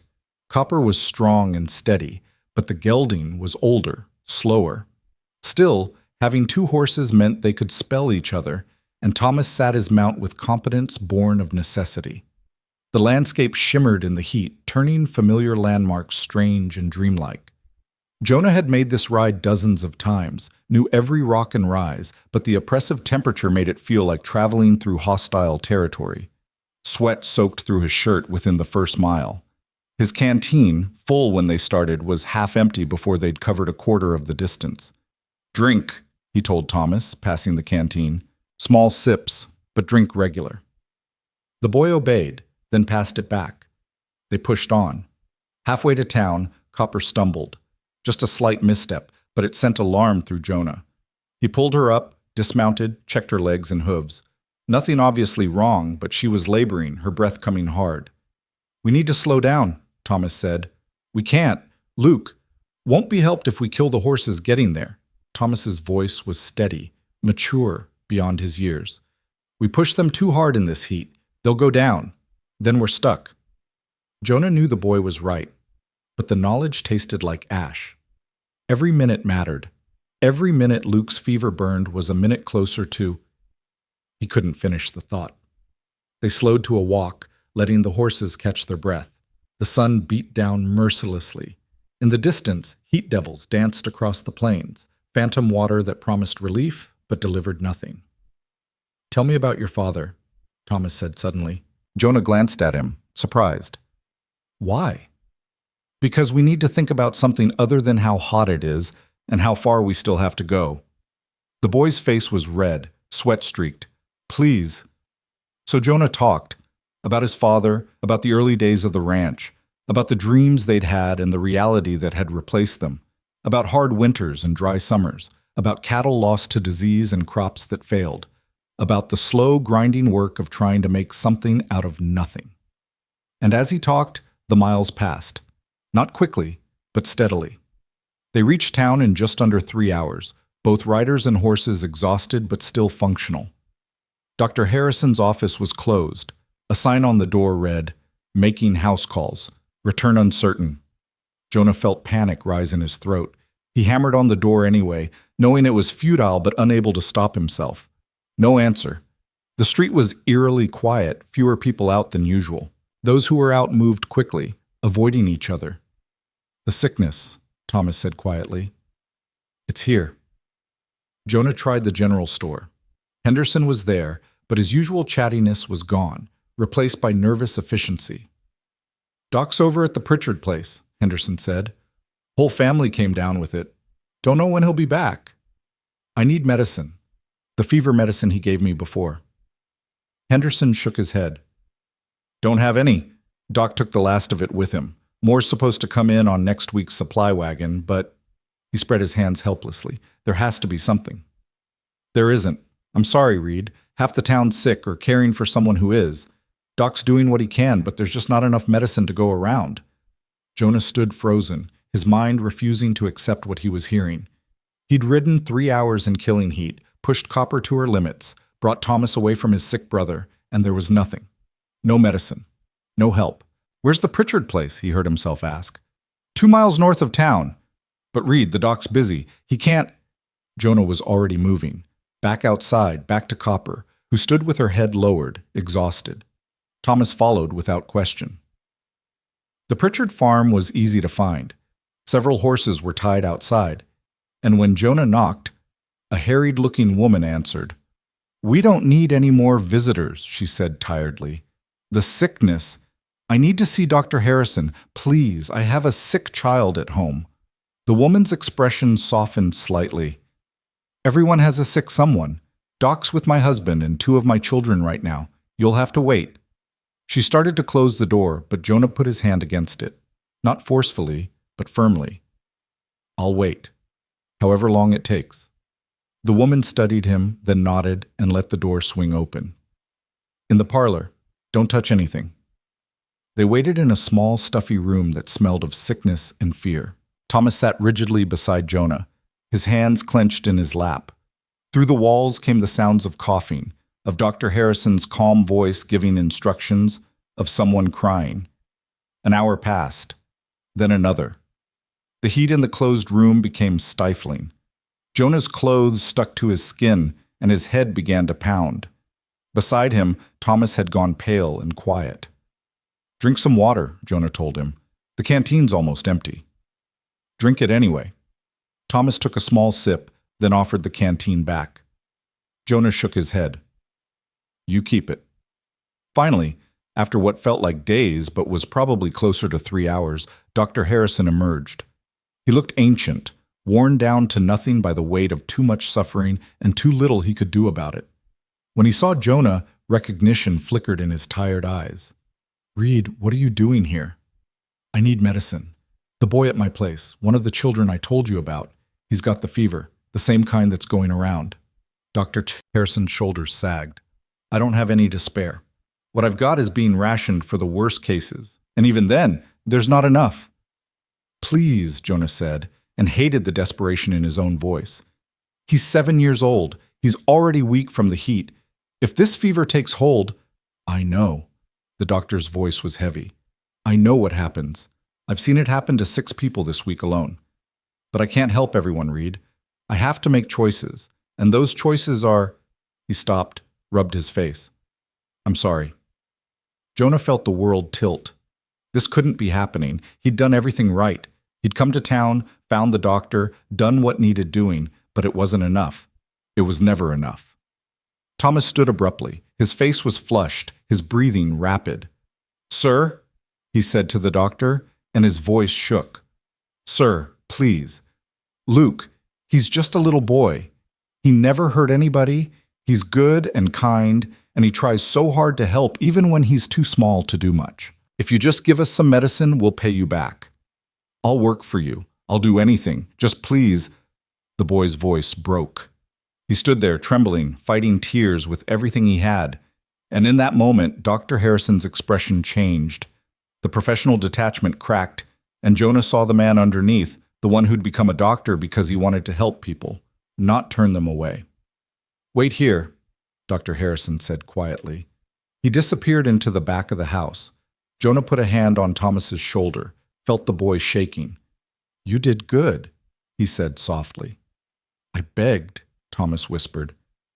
I begged like Pa used to beg when he needed drinking money. No, you asked for help for someone you love. That's different. That takes courage. Dr. Harrison returned carrying a small cloth bag. He pressed it into Jonah's hands. This is half my supply. I'm trusting you to use it wisely. Same dosage as before, 3 times a day. If the fever doesn't break in 2 days, there's nothing more I can do. How much? Nothing. Just make sure that boy lives. Make all this mean something. The doctor's eyes were haunted. Now go, before I remember all the other people who need this just as badly. Jonah and Thomas stumbled out into the late afternoon heat. The sun had passed its peak, but still burned with intensity. Copper and the gelding stood where they'd been left, heads low, clearly suffering. We can't push them hard, Thomas said, not after standing in this heat for hours. I know. Jonah secured the medicine carefully in his saddlebag. But we can't stay here either. We'll go slow and steady, stop for water breaks, get home when we get home. They mounted and started back. The return journey was a nightmare of heat and exhaustion and growing fear. Every mile seemed to stretch longer than the last. The horses plodded forward with mechanical determination, and Jonah could hear Copper's labored breathing. The sun began to sink toward the horizon, and the temperature dropped slightly. Not much, but enough to notice. They'd been riding for hours, taking frequent breaks, when Jonah realized something was wrong with Thomas. The boy was swaying in his saddle, his face dangerously flushed. "Thomas?" No answer. The boy's eyes were unfocused. "Thomas!" Jonah pulled Copper alongside the gelding. Thomas looked at him without recognition, then slumped forward. Jonah grabbed him before he could fall, his heart hammering. The boy's skin was burning up. Heat exhaustion, maybe heat stroke. They'd been out in the sun all day, riding hard, and Thomas had given most of the water to Jonah. "Damn it," Jonah breathed. He looked around desperately. They were still miles from home, the landscape empty in all directions. Copper was exhausted. The gelding was in better shape, but not by much. He had to make a choice. Stop here, try to treat Thomas with no water and no shelter. Or push on, risk making everything worse, but get them home where Mara could help. Jonah chose. He tied Thomas to the gelding's saddle as securely as he could, then remounted Copper. Leading the gelding, he urged both horses forward. Not fast, but steady. 1 foot in front of another, 1 mile, and then another. The sun touched the horizon. The sky turned gold, then orange, then red. Beautiful and indifferent. Jonah talked to Copper, to the gelding, to Thomas, who couldn't hear him. He talked to keep himself focused, to push back the fog that threatened to cloud his own thinking. "Almost there," he said. "Just a little further. You can do this. We can all do this." His own vision started to blur. Sweat had long since stopped flowing. He was too dehydrated. His lips were cracked and bleeding, but the ranch was close now. He recognized that outcropping of rock, that twisted tree. Close. So close. Copper stumbled again, and this time she went down. Jonah tried to jump clear, but wasn't fast enough. He hit the ground hard, the impact driving the air from his lungs. Pain exploded through his shoulder. He lay there, stunned, staring up at the darkening sky. Every part of his body screamed at him to stay down, to just rest for a minute. But Thomas was tied to a horse that could wander off. And Luke was home, burning with fever, and Mara was waiting, trusting him to come back with help. Jonah forced himself to his feet. His shoulder blazed with pain, but nothing felt broken. Copper was trying to stand, her legs shaking. He helped her up, checked her over. She was done. Couldn't go another step. The ranch was maybe half a mile away. He could see the buildings in the gathering darkness. Jonah untied Thomas from the gelding and pulled the boy across his good shoulder. The weight nearly drove him back to the ground, but he locked his knees and stayed upright. With his other hand, he grabbed the gelding's reins and started walking. 1 step, another, another. The medicine bag bounced against his side. Thomas's breath was hot against his neck. The gelding followed reluctantly, as exhausted as Jonah. Lights appeared ahead. Mara had lit lanterns around the ranch. Jonah fixed his eyes on them and kept moving. His legs felt like they were made of lead. His shoulder screamed. His vision narrowed to a tunnel, the lights at the end the only thing keeping him upright. He made it to the yard before his legs finally gave out. He went down on his knees, still holding Thomas, trying to break the boy's fall with his own body. "Jonah!" Mara's voice, distant and echoing. Hands on him, trying to help. He pushed the medicine bag toward her with numb fingers. "Luke," he managed. "For Luke." Then the darkness closed in, and he knew nothing more. Consciousness returned in fragments. The cool touch of water on his lips, voices murmuring nearby, pain radiating through his shoulder in waves that made breathing difficult. Jonah tried to open his eyes, but his eyelids felt weighted down, refusing to cooperate. He managed a slight movement, a groan escaping his throat before he could stop it. "He's waking up." That was Mara's voice, close by, tinged with relief and exhaustion. "Should I get more water?" A younger voice. Sarah, maybe. "Yes, sweetheart, and bring another cloth." Jonah forced his eyes open. The world swam into focus slowly. Rough wooden beams overhead, the familiar smell of his own house, lamplight casting soft shadows. He was in his bed, covered with blankets despite the warmth. His shirt was gone, and something cool pressed against his forehead. Mara's face appeared above him, lined with worry but breaking into a tentative smile when their eyes met. "Welcome back," she said softly. "You gave us quite a scare." "Thomas," Jonah croaked, his throat raw as sandpaper. "Luke." "Both alive, both recovering. Mara's hand touched his arm gently. Thanks to you. Memory flooded back, the desperate ride to town, the doctor's reluctance, Thomas's collapse, the nightmarish journey home. Jonah tried to sit up, but pain lanced through his shoulder, and Mara pressed him firmly back down. Don't even think about it, she said with quiet authority. You've been unconscious for nearly 2 days. Your shoulder's badly bruised, you were severely dehydrated, and you pushed yourself well past any reasonable limit. You're staying in that bed until I say otherwise. 2 days? Jonah's mind struggled to process this. I can't. The animals, the chores, are being handled. Mara gestured toward the window, where morning light streamed through. Thomas is up and around, weak but functional. He's been teaching the girls how to manage the livestock. They're doing fine. Everything's fine. Sarah appeared with a cup of water and a fresh cloth. She looked at Jonah with wide, solemn eyes. You saved Luke, she said simply. And Thomas. Mama said you carried Thomas all the way home even though you could barely walk. Jonah accepted the water gratefully, his hands shaking as he brought the cup to his lips. The liquid was cool and sweet, the best thing he'd ever tasted. Just did what needed doing, he managed. You almost died doing it, Mara said, and there was an edge to her voice now, something sharp beneath the relief. When you collapsed in the yard, I thought... She stopped, composing herself. Thomas woke up before you did. He told me everything. How you gave him most of the water. How you kept going even when the heat was killing you. How you got the medicine when the doctor said there wasn't any. Half his supply, Jonah said, remembering. Is it enough? It was enough. Luke's fever broke yesterday morning. He's still weak, but he's going to be fine. Mara's eyes glistened with unshed tears. You saved my son, Jonah. Again, I don't know how to... Don't, Jonah interrupted gently. Please don't. I couldn't let him... He trailed off, unable to finish the sentence. Mara nodded, understanding. She took the empty cup from his hands and stood. I'll bring you some broth. You need to eat, build your strength back, and then you're going to rest. No arguments. She left, Sarah trailing behind her. Jonah lay back against the pillows, his body aching in a dozen different places. 2 days. He'd lost 2 days to unconsciousness, and the ranch had kept functioning. The thought was strange, almost unsettling.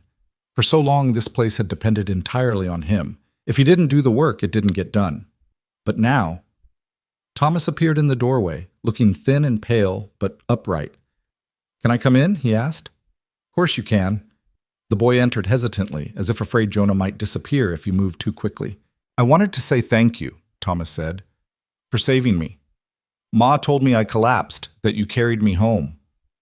You got heat exhaustion. Happens to everyone out here sooner or later. You gave me the water. Ma said you barely drank anything yourself. Thomas's voice was quiet, but firm. You could have died because of me. Jonah looked at the boy, really looked at him. Thomas stood straighter now than when they'd first met, his shoulders squared despite his pallor. The fear and uncertainty that had marked him in those early days had been replaced by something else. Not confidence exactly, but a kind of quiet determination. Listen to me, Jonah said. What happened out there? That wasn't your fault. It was the heat, the distance, bad luck. You did everything right. You were brave when it mattered, smart when it counted. Your brother's alive because you came with me, because you convinced the doctor to help. Don't carry guilt that isn't yours to carry. Thomas's eyes brightened with moisture, but he blinked it back.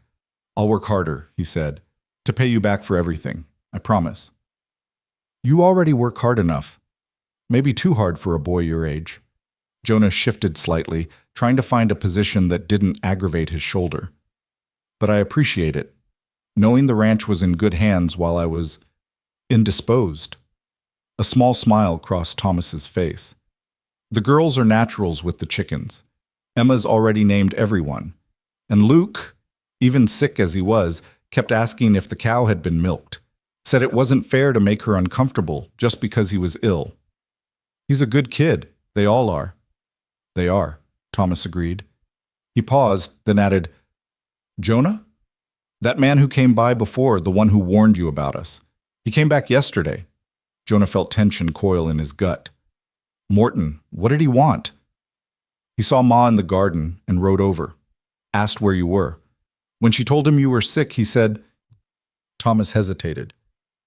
He said this is what happens when a man takes on more than he can handle, that you'd worked yourself to death trying to support people who weren't your responsibility. What did your mother say? A fiercer smile this time. She told him you were recovering just fine and that we were managing the ranch perfectly well without his concern or his advice. Told him if he had nothing helpful to contribute, he could see himself off the property. Despite the pain, Jonah felt a laugh building in his chest. She said that? Word for word. He didn't like it much, but he rode off. Thomas's expression grew more serious. He's going to cause trouble, isn't he? Maybe.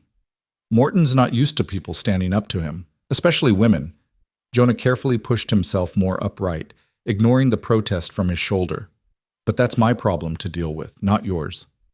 It's all our problem, Thomas said quietly. We're family now, aren't we? That's what Ma says. That family faces troubles together. The word hung in the air between them. Family. Jonah had been alone for so long that he'd almost forgotten what the word meant beyond the abstract. But looking at Thomas, thinking about Mara's fierce protectiveness and the children's determined efforts to help, he realized the boy was right. Somewhere in the past weeks, without him quite noticing when it happened, they'd become something more than strangers sharing space. Yeah, Jonah said finally. I guess we are.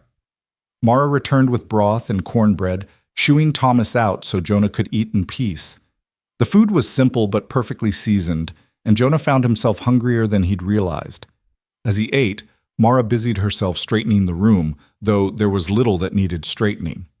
You're nervous, Jonah observed. She stopped, turned to face him. I've been thinking, she said, about what happens next. You nearly died bringing medicine for Luke. The ranch barely survived 2 days without you working it. What happens when winter comes, when the real hard times hit? We'll manage. How? Mara's voice was sharp now, frustration breaking through. You're one man, Jonah. One man trying to run a ranch that's barely profitable, now supporting 7 people instead of 1. The numbers don't work. Even I can see that, and I don't know anything about ranching. So what are you suggesting? Mara sat down in the chair beside his bed, her hands clasped tightly in her lap.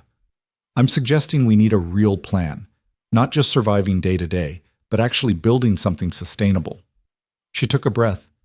I'm suggesting that if we're going to stay here, and I think we both know we are, then we need to make this ranch work better than it's working now. Jonah studied her face, seeing the determination there, the sharp intelligence that poverty and hardship had never quite managed to dull. What did you have in mind? The garden's producing now. Not much, but enough to supplement what we're buying. If we expand it, plant more next season, we could preserve food for winter, can vegetables, dry beans, store root crops. She was speaking faster now, ideas tumbling out.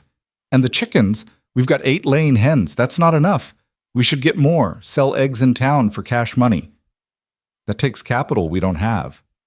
I know, but I've been thinking about that too. Mara leaned forward. I can sew. Before I married, I worked in a dress shop. I'm good with a needle, fast, precise. If we could get fabric, I could make clothes, sell them in town.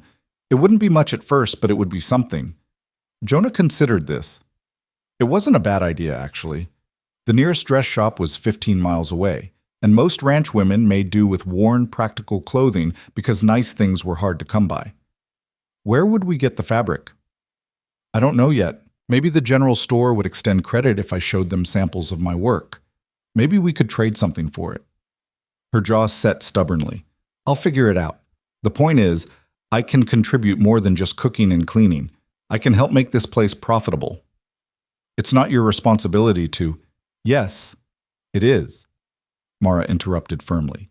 You took us in when you didn't have to. You risked your life for my children, twice. The least I can do is help make sure this ranch survives so you're not bankrupted by your own kindness.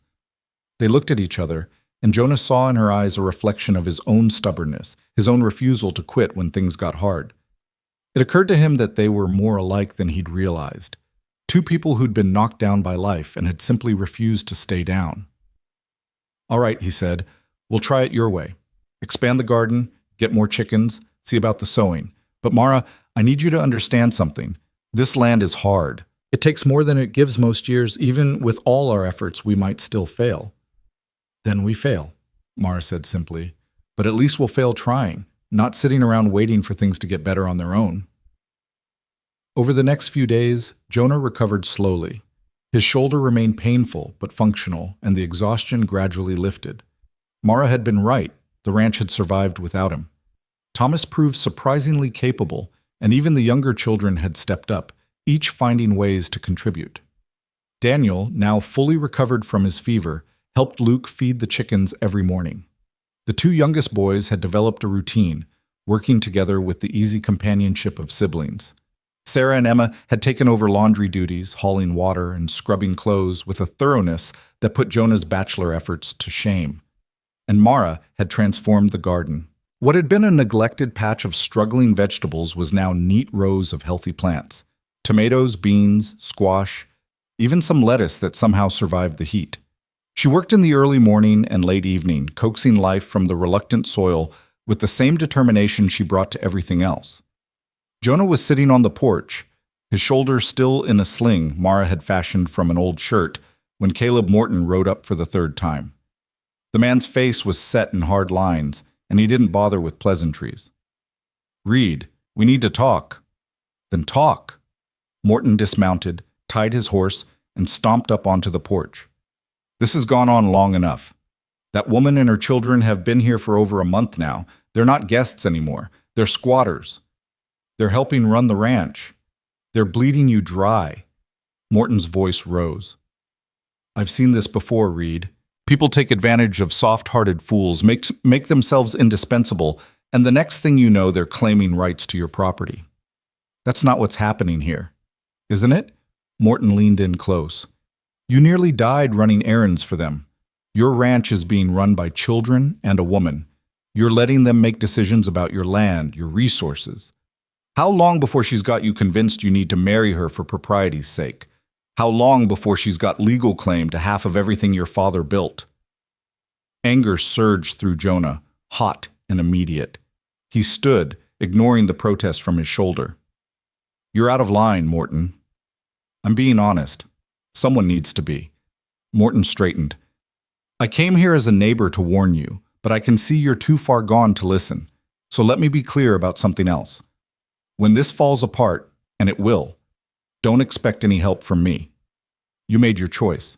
You live with the consequences." "I already am living with them," Jonah said coldly, "and I'll take those consequences over your kind of help any day." Morton's face darkened with rage.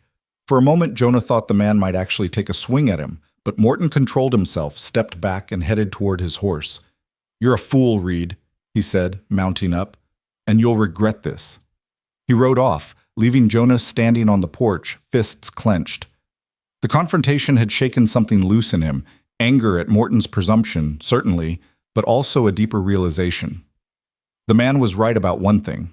Decisions needed to be made. He couldn't keep operating in this undefined space where Mara and her children were both guests and workers, neither fully family nor fully employees. That evening, after the children had gone to bed in the shed, Jonah asked Mara to stay behind. She stood in the doorway, backlit by lamplight, waiting. "We need to talk," Jonah said. "About the future. About what this is." Mara's expression didn't change, but he saw her shoulders tense slightly. "All right." "Morton came by again today. Said some things, most of them ignorant and mean-spirited, but he raised a point I've been avoiding." Jonah chose his words carefully. "You and the children can't live in that shed forever. Winter's coming. It's not insulated, barely heated. You'll freeze. We've survived cold before." "I'm sure you have, but you don't need to, not when there's a better option." Jonah took a breath. "I'm going to build you a cabin, small but solid, behind the barn, where there's good drainage and some shelter from the wind.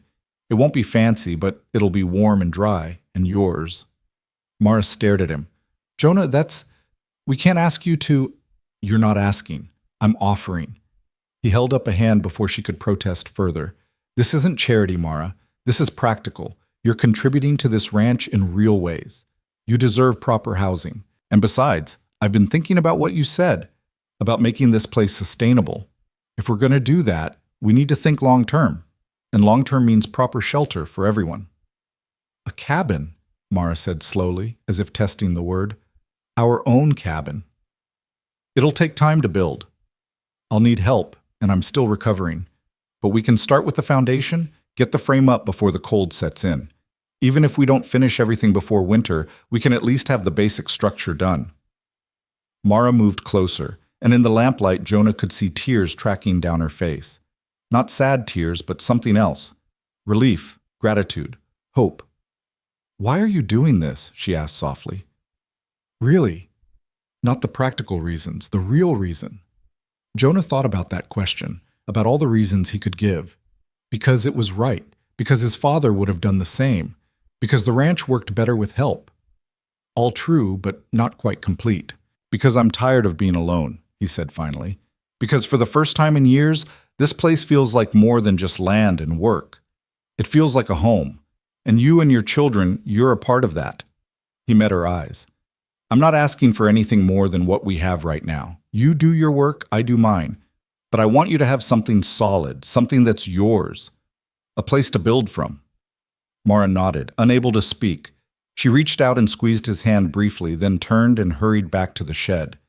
Jonah watched her go, feeling something settle in his chest, a rightness he hadn't experienced in longer than he could remember. The next morning, he and Thomas began planning the cabin. They paced out dimensions behind the barn, marked corners with stakes, discussed where windows should go and how to orient the door for the best light and protection from weather. The girls came to watch, offering opinions on where things should be placed. Even Luke and Daniel joined in, dragging over rocks they thought might be useful for the foundation. It became a family project, everyone contributing ideas and labor. Word spread somehow, maybe through Henderson at the general store, maybe through one of the other ranchers who spotted the activity. A few days after they'd started digging the foundation trenches, a wagon rolled up carrying lumber, and a man Jonah recognized from town, Peter Caldwell, a carpenter who'd built half the structures in Redemption. Heard you were building a cabin, Caldwell said, climbing down from the wagon. Thought you might could use some proper lumber instead of whatever scrap you were planning to cobble together. Jonah stared at the wagon bed full of good, milled planks. Caldwell, I can't afford— Didn't ask you to pay, Caldwell interrupted. Consider it a loan. You can settle up when times are better, or consider it payment for all the times your father helped my family when we were struggling. He squinted at the foundation stakes. You're building it too small. That won't fit 6 people comfortably, not in winter when they're stuck inside. I was trying to keep costs down. False economy. Build it right the first time. Caldwell pulled out a piece of paper and a pencil, started sketching. Here's what you need. Main room here, sleeping loft above for the children, small room off the side for the lady, good stove placement, proper chimney, windows for cross breeze in summer. For the next hour, Caldwell walked them through a proper cabin design, making suggestions and corrections. When he finished, he handed the sketch to Jonah. I'll come back next week, help with the framing. Got other jobs to finish first. But Reed, you're doing a good thing here. Don't let anyone tell you different. He left before Jonah could thank him properly. Mara came over looking at the sketch with wide eyes. This is beautiful, she said. But Jonah, the cost— We'll figure it out, Jonah said, and realized he believed it. We always do. Work on the cabin became the rhythm of their days. Thomas proved adept with hammer and saw, his hands growing more skilled with each passing hour. The girls mixed mortar and carried water. Luke and Daniel cleared rocks from the site. Mara cooked and planned and managed logistics with the efficiency of a general. And Jonah, his shoulder healing slowly but surely, worked alongside them all, feeling something he hadn't felt in years. Not just hope, that was too fragile, too easily crushed. This was something sturdier, purpose maybe, or belonging. 3 weeks into construction, with the foundation laid and the frame beginning to take shape, Caleb Morton rode up one last time. He didn't dismount, just sat on his horse, looking at the growing structure. So you're really doing this, he said. I am. Morton shook his head slowly. You're a stubborn fool, Reed. Probably, Jonah agreed, but I'm a fool with help, and you know what? That makes all the difference. He turned back to the cabin, expecting Morton to say something else, to issue more warnings or threats. But when he glanced back, the man was riding away, his posture stiff with disapproval. Thomas came to stand beside Jonah. Think he'll cause real trouble? Maybe, but we'll handle it when it comes. Jonah put a hand on the boy's shoulder. Right now, we've got a cabin to build. They worked until the sun set, painting the sky in shades of orange and purple. As darkness fell, Mara called everyone to supper, a hearty stew made with vegetables from the garden and meat Jonah had traded for in town. They ate together in the cooling evening air, tired but satisfied, and looking around at the faces gathered in the lamplight, Thomas with his quiet competence, the girls with their chatter and laughter, the little boys already drowsy from the day's adventures, Mara with her gentle strength. Jonah felt something shift inside him. This was home. Not just the land or the buildings, but these people, this shared struggle and shared hope. For the first time since his father's death, Jonah Reed wasn't alone. And it made all the difference. The cabin rose from the earth like a promise made solid. Each board nailed into place, each stone fitted into the foundation, represented something more than simple construction. It was proof that dust and desperation could be transformed into something lasting, that strangers could become family, that a summer of unlikely chances could reshape into permanent hope. Peter Caldwell returned as promised, bringing not just his expertise but two of his sons who worked alongside Thomas and Jonah. The framing went up faster than expected, the structure taking shape with satisfying speed. Mara watched from the garden, her hands never idle, pulling weeds and harvesting vegetables while keeping one eye on the growing building that would become her family's home. Late August brought a shift in the weather. The brutal heat that had defined the summer began to ease, replaced by warm days and cooler nights that hinted at the autumn to come. The change felt symbolic to Jonah, as if the land itself was acknowledging that something had fundamentally altered on the Reed Ranch. The garden had exceeded all expectations. Mara's knowledge and tireless work had coaxed abundance from soil Jonah had written off as barely productive. Tomatoes hung heavy on their vines, beans climbed their supports in profusion, and squash sprawled across carefully tended beds. She'd even managed to grow lettuce through the worst of the heat by rigging a shade cloth that protected the delicate plants during the hottest hours. "We'll need to start preserving soon," Mara said one evening as they surveyed the garden together. "The tomatoes are coming in faster than we can eat them, and the beans aren't far behind." "I've got some jars in the cellar," Jonah offered. "My mother used to can. Haven't done it myself in years." "I know how," Mara said. "My grandmother taught me. We'll need more jars, though, and sugar for some of the preserves. Maybe some salt for pickling." Jonah mentally calculated the cost, weighing it against their limited funds. But before he could voice his concern, Mara continued. "I finished 3 dresses this week. Henderson at the general store thinks he can sell them. He's offered to take them on consignment, give us store credit for half the value up front and the rest when they sell." Jonah looked at her with newfound respect. "When did you arrange this?" "Last week when Thomas and I went to town for nails. I showed Henderson some of my work, explained our situation. He said he'd been getting requests for quality dresses, that the women around here are tired of catalog goods that don't fit right." A small smile played at her lips. "He thinks I could make a real business of it if I can produce steadily." "Mara, that's—" Jonah shook his head in amazement. "That's remarkable." "It's survival," she corrected gently. "Same as everything else we're doing. But yes, it feels good. To contribute something beyond just housework, to know I can help make this place sustainable." The word sustainable had become something of a mantra between them. Not just surviving day to day, but building something that could weather storms, something that would last beyond a single season. It was ambitious, maybe even audacious given their circumstances, but Jonah found himself believing it might actually be possible. The cabin's roof went on in early September, a moment of celebration marked by Caldwell and his sons joining them for supper. Mara had made her best meal yet. Roasted chicken from one of their older hens, vegetables from the garden prepared a dozen different ways, bread so light it seemed to float on the plate. "You've got something special here, Reed," Caldwell said, leaning back with contentment. "Not just the cabin, though that's solid work, but this." He gestured around at the children playing in the yard. at Mara serving seconds, at Thomas and his sons talking about woodworking techniques. This feels like a real homestead, like a place people actually live, not just survive. Jonah understood what he meant. The ranch had changed in ways that went beyond the physical improvements. There was laughter here now, voices calling to each other across the yard, the comfortable chaos of children and chores and shared meals. The loneliness that had defined this place for so long had been replaced by something warmer, something that made the hard work feel worthwhile. After Caldwell and his sons left, Jonah walked through the cabin with Mara. The interior still needed work, walls to be finished, a floor to be properly laid, the sleeping loft to be completed, but the bones were strong. You could see what it would become. The children are going to love having their own space, Mara said, running her hand along one of the smooth wall beams. Thomas especially. He's getting to that age where he needs some privacy, some room to become his own person. He's a good kid, Jonah said. Better than good. He's turning into a fine young man.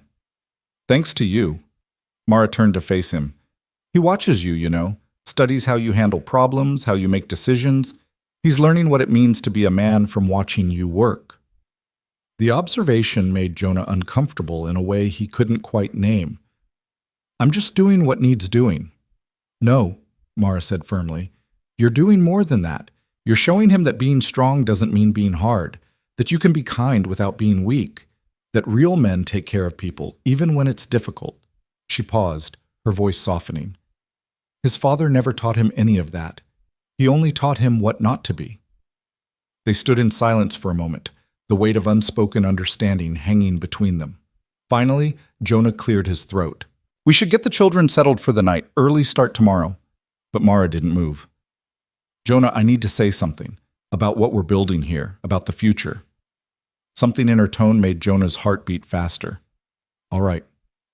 I know this started as temporary, you helping us until we could get back on our feet, figure out where to go next. But I don't want to go anywhere else. The words came out in a rush, as if she'd been holding them back for weeks. The children are thriving here. Thomas has purpose. The girls have stability. The little ones are healthy and happy. And She took a breath. I'm happy too. For the first time in longer than I can remember, I wake up not dreading what the day will bring. I wake up wanting to work, wanting to build, wanting to stay. You can stay, Jonah said quietly. I thought that was understood. Is it? Mara challenged. Or are we still in this undefined space where we're guests who've overstayed our welcome, charity cases you can't quite bring yourself to turn out? That's not... I need to know, Jonah. Her eyes held his, unflinching. I need to know if we're building towards something permanent or if this is all temporary and I'm just fooling myself into believing otherwise. Jonah thought about Morton's warnings about the risks and complications of making this arrangement official in any way. But he also thought about how empty the ranch had felt before, how the work had seemed endless and pointless when there was no one to share it with. He thought about Thomas's steady competence, Sarah and Emma's laughter, Luke and Daniel's innocent joy at simple things. He thought about Mara's strength and intelligence, her refusal to be anything less than a full partner in the work of survival. I want you to stay, he said, all of you. Not as guests or charity cases, but as... He struggled for the right word. As family, as partners in making this ranch work. Relief flooded Mara's face, so intense it was almost painful to witness. Partners, she repeated. I like that word. There's practicalities we'll need to work out, Jonah continued, wanting to be clear. Legal things, eventually. Making sure you and the children have protections, have rights to what we build together. I'm not trying to trap you here or make you dependent. I want this to be a real partnership with everything that means. I understand. Mara's voice was steady now, businesslike. And I agree. We should make things official, proper, for the children's sake, if nothing else. They need stability, need to know this is really their home. They shook hands on it, a formal gesture that felt appropriate for the magnitude of what they were agreeing to. But as Jonah's hand clasped Mara's, he felt something shift between them. Not romance exactly, but a deepening of connection, a recognition that their fates were now truly intertwined. The next weeks were a flurry of activity. The cabin's interior took shape rapidly, with Thomas proving particularly skilled at the finish work. He installed the windows with painstaking care, ensuring they'd seal properly against winter winds. The girls helped whitewash the walls, turning the raw wood into bright, clean surfaces. Even Luke and Daniel contributed, smoothing the floorboards with heavy stones wrapped in cloth. Mara's sewing business grew faster than expected. Henderson sold her first 3 dresses within days and ordered 6 more. Women began stopping by the ranch to commission specific pieces, offering measurements and fabric choices. Word spread through the community about the quality of her work, about the careful stitching and thoughtful designs that made each garment special. One woman came from nearly 20 miles away, having heard from her sister about a dress that fit perfectly and lasted through hard use without falling apart. The small room Jonah had originally planned as Mara's sleeping space transformed into a proper workspace, with good light from south-facing windows and a table for cutting patterns. She worked late into the evening sometimes, her needle flashing in lamplight, while the children slept peacefully in the main room. Jonah often found himself watching from his own porch, seeing the glow from her window, and feeling grateful that his lonely ranch had become a place of such industry and purpose. The chicken flock expanded to 20 birds, a mix of laying hens and a rooster Thomas had traded for with another rancher's son. The boy had ridden out on his own, negotiated the deal, and returned with the rooster perched proudly on his saddle. The increased egg production meant they could sell extras in town, bringing in small but steady cash. Jonah built additional coops and runs, and the children took pride in their growing enterprise. Emma had indeed named every hen, and she could tell them apart by slight variations in their feathers that Jonah couldn't distinguish. Sarah kept careful records of which hens laid the most eggs, information that would help them make breeding decisions come spring. Luke and Daniel had developed a morning routine that delighted everyone. The 2 boys would wake at first light, dress quickly, and race to the chicken coop to collect eggs. They'd made it a competition, each claiming responsibility for certain hens, and they'd argue good-naturedly about whose chickens were the better layers. Their laughter echoing across the yard had become Jonah's favorite way to wake up. But not everything went smoothly. In late September, Caleb Morton made his final move. Jonah was in town discussing winter feed prices with the grain merchant when he overheard a conversation between Morton and the land office agent. They stood outside the saloon, not bothering to keep their voices down. "I'm telling you, Reed's in over his head," Morton was saying. "That land's going to fail, and when it does, I want first option to buy." "The Reed place isn't for sale," the agent replied, his tone suggesting this wasn't the first time Morton had made this request. "It will be. Man can't even manage his own ranch. He's got a woman and her brood living there, working him to death. Give it 6 months, maybe a year. He'll default on his taxes, and I'll be ready to take it off his hands." Morton's voice carried that absolute certainty that had always grated on Jonah's nerves. "That land should have been mine years ago. Borders my property, shares my water rights. Reed's father never should have been given that claim in the first place." "Even if that happens," the agent said carefully, clearly uncomfortable with the conversation, "there's no guarantee you'd get first option. There's other ranchers who'd be interested in that land." "None with my resources, none who border his property, none who've been patient as long as I have." Morton's voice turned hard, cold with determination. "I've been waiting for Reed to fail since his father died. Thought he'd give up that first winter, sell out and move on. But he's stubborn, I'll give him that. Stubborn and stupid, taking on more responsibility than he can handle over some misplaced sense of charity. When he fails, and he will fail, I'll be there to pick up the pieces." The agent murmured something non-committal and excused himself, clearly wanting to escape the conversation. Morton stood alone for a moment, then noticed Jonah watching from across the street. For a long moment, the 2 men stared at each other. Then Morton smiled coldly, tipped his hat in mock courtesy, and walked away with the confident stride of a man who believed time was on his side. Jonah returned to the ranch with Morton's words echoing in his mind. The man wasn't just predicting failure, he was counting on it, maybe even relishing the prospect. The thought was infuriating, but it also clarified something important. This wasn't just about survival anymore. It wasn't even just about helping Mara and her children. It was about proving Morton wrong, about showing that kindness wasn't weakness and that helping others didn't have to mean destroying yourself. It was about demonstrating that a different way of living was possible out here, that cooperation could triumph over isolation. He found Mara in her workroom, bent over a partially completed dress, her fingers moving with practiced efficiency through the delicate work of setting sleeves. She looked up as he entered, immediately reading his expression with the perceptiveness she'd developed over the months. "What happened?" she asked, setting down her needle. Jonah told her about the overheard conversation, holding nothing back. As he spoke, Mara's face hardened, her hands stilling on the fabric, her jaw setting in that way that meant she was thinking hard about something. "He's betting on us to fail," she said when Jonah finished. "Seems like it. Has been for months, apparently." "Then we make sure we don't." Mara stood, moving to the window that overlooked the ranch yard where Thomas was working with the horses and the girls were hanging laundry on the line she'd insisted they install. "Jonah, I've been keeping track of our finances. Every penny that comes in, every expense that goes out. I have it all written down in a ledger." She pulled out a small book from her sewing table drawer, its pages covered in neat columns of figures. Jonah hadn't known she was doing this, hadn't asked her to, but the fact that she'd taken the initiative spoke volumes about her commitment to making this work. "The eggs bring in about $3 a week when we sell the surplus," she continued, opening the ledger and showing him her careful records.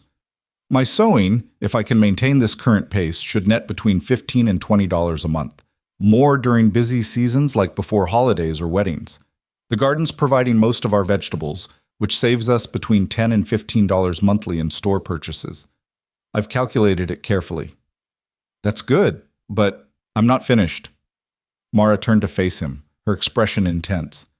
"Thomas has been talking to other ranchers. The Hendersons need help with their hay harvest next month. The Pritchards want assistance building a new barn before winter. There's work available for a strong young man who knows his way around a ranch. He could hire out for day wages, bring in extra cash. He wants to do it, wants to contribute more." "He already contributes plenty." "He's nearly 13, Jonah. At that age, boys want to prove themselves, want to feel like men. Let him do this. It's good for him." Mara's finger traced down her ledger. "And the little ones, they're old enough now to handle more substantial chores.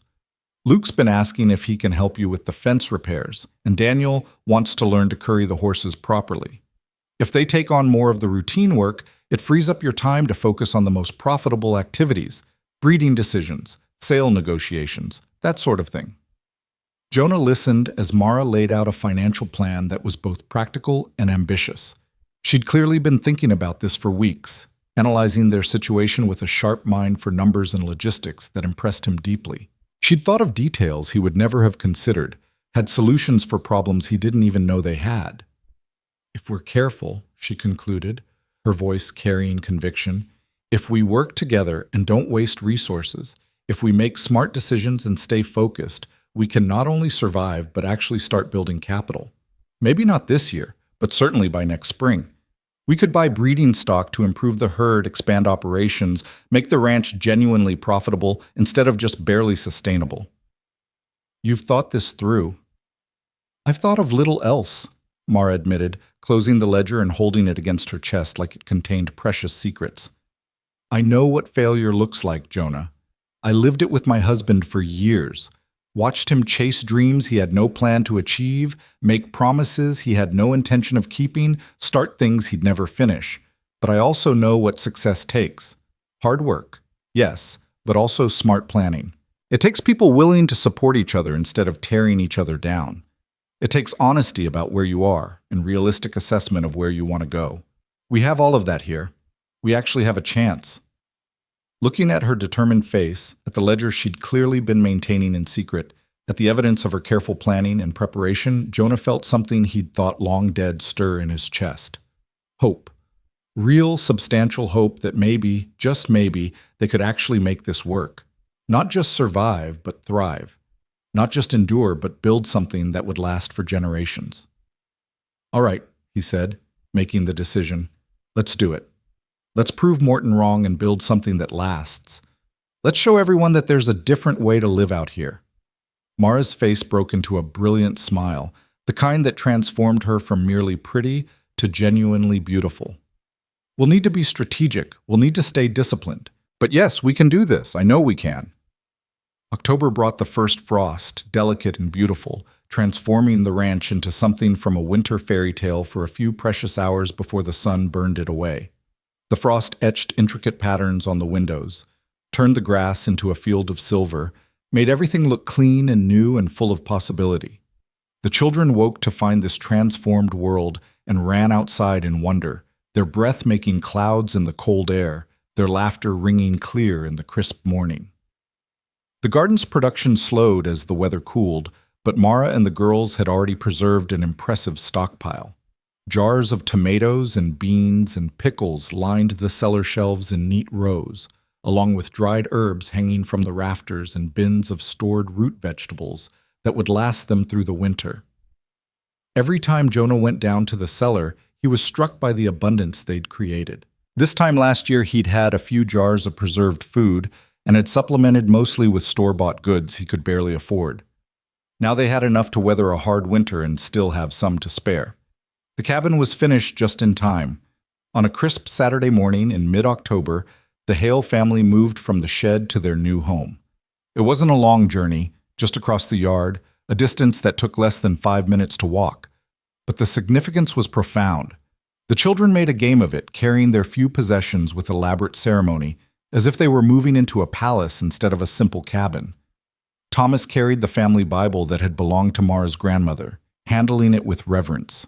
Sarah and Emma brought the quilts they'd been working on with their mother, bright patchworks of color made from fabric scraps. Luke proudly bore the wooden horse Jonah had carved for him during a long evening on the porch. Daniel clutched a small box containing the rocks and interesting things he'd collected around the ranch, his personal treasures. Mara was the last to enter, carrying nothing but looking at everything. She stood in the main room, turning slowly to take it all in. The sturdy walls that would keep out the winter cold, the windows that let in light and air, the stove that would cook their meals and warm their home, the real beds instead of pallets on the floor, the table where they could gather for meals and conversation. Tears streamed down her face as she looked around at what had been built for her family. "It's perfect," she whispered, her voice breaking.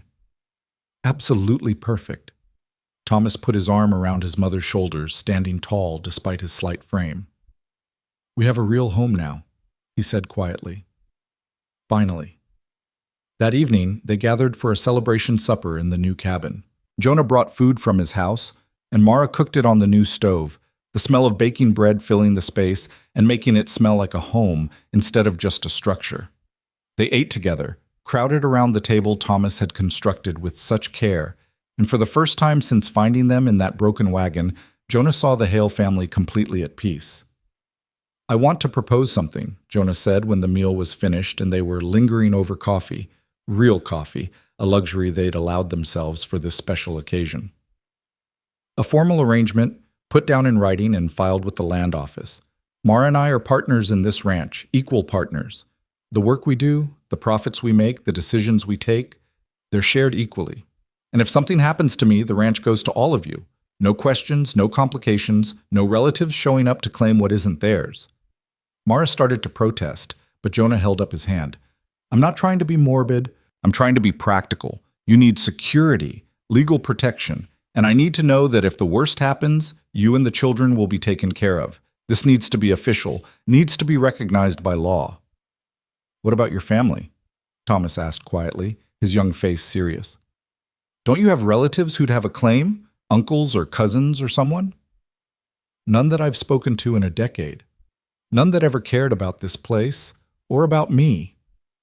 Jonah looked around the table at each face in turn, Thomas's earnest concern, Sarah's wide-eyed attention, Emma's thoughtful expression, Luke and Daniel's sleepy contentment, Mara's careful composure masking deep emotion. "You're my family now. That means something. That means everything." They talked late into the night, hammering out details, discussing futures that felt suddenly possible instead of merely hopeful. They made plans for spring planting, for expanding the chicken operation, for Thomas's work with neighboring ranches, for growing Mara's sewing business. They talked about education for the children, about building a future that would give them opportunities beyond just survival. When Jonah finally walked back to his own house, the moon was high and bright, illuminating the ranch in silver light that made everything look magical. He looked back at the cabin, at the warm glow of lamplight in the windows, at the smoke rising from the chimney, at the evidence of life and family and purpose. Home, he thought. This is what home looks like. Not just shelter, but somewhere people belong to each other.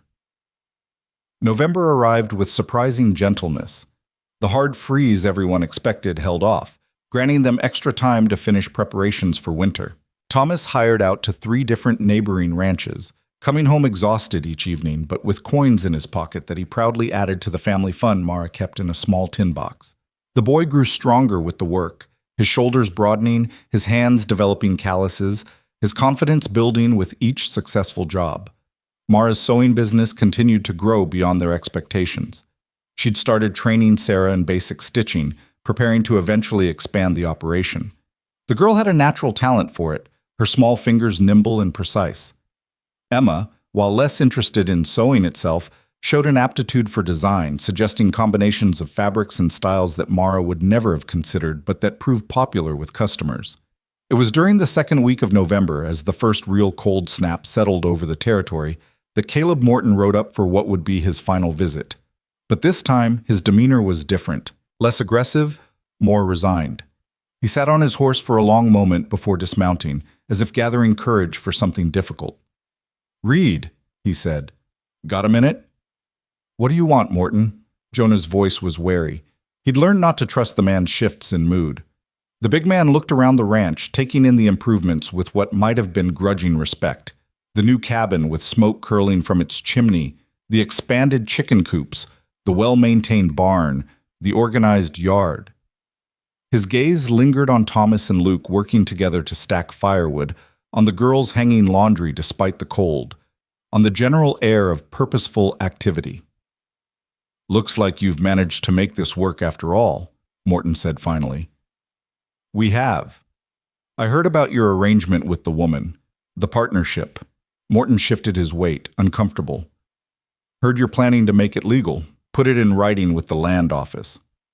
News travels fast. Small community, people talk." Morton was quiet for a moment, then sighed, a sound that seemed to come from deep in his chest. "I came to apologize." Jonah stared at him, genuinely shocked into silence. "You what?" "I was wrong.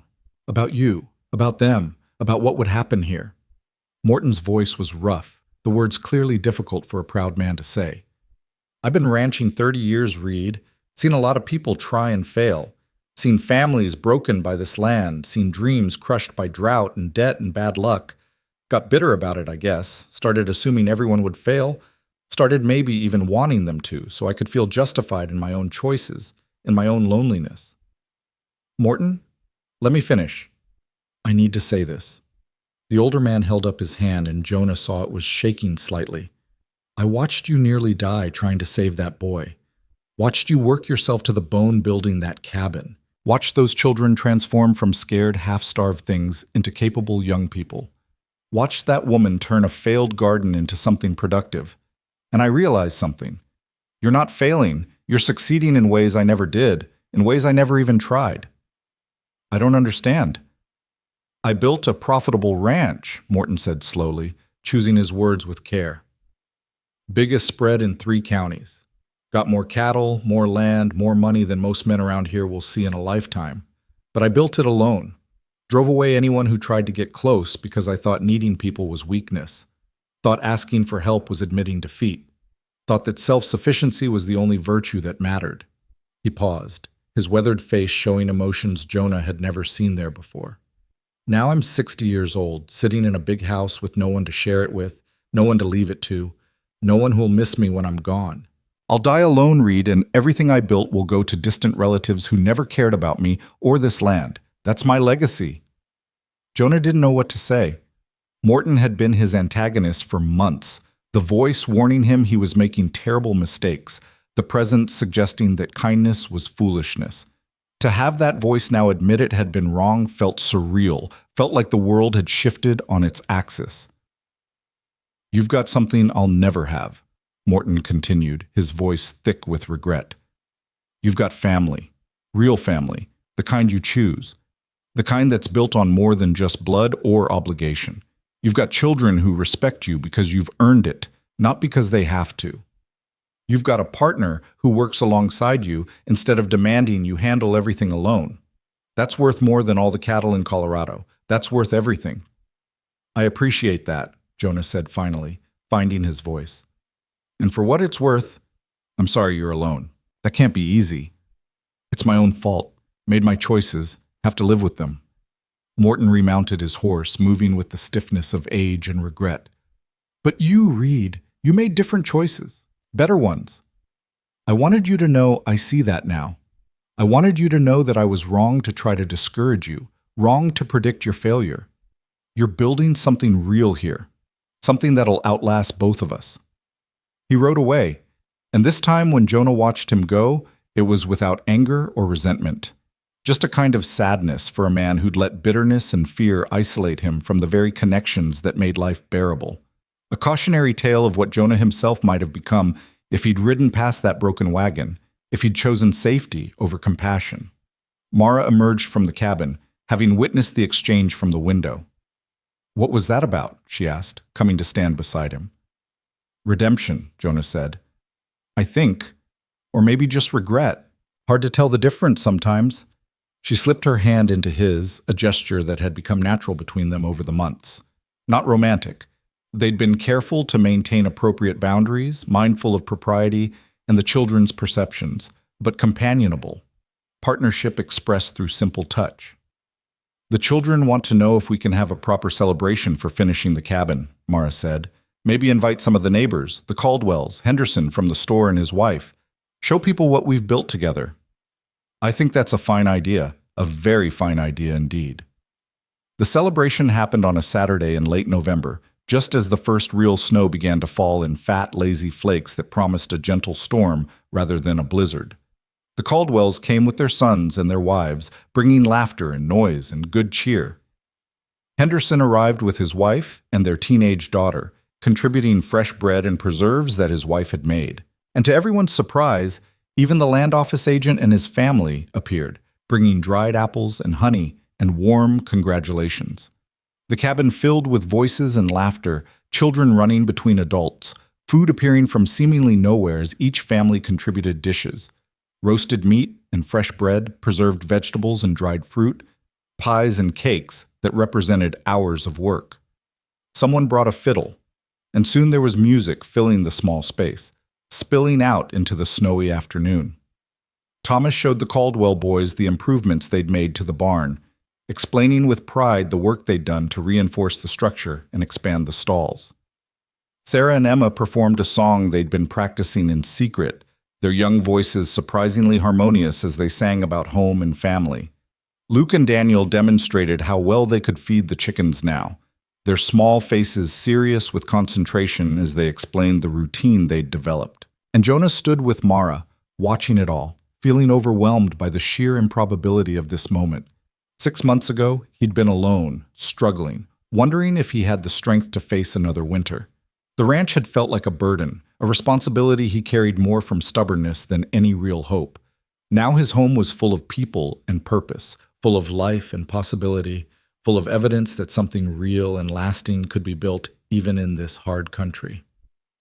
Thank you, Mara said quietly, her voice meant only for him beneath the music and conversation. For everything. For taking us in when you had no reason to, for giving us a chance when most men would have ridden past, for helping us build this life.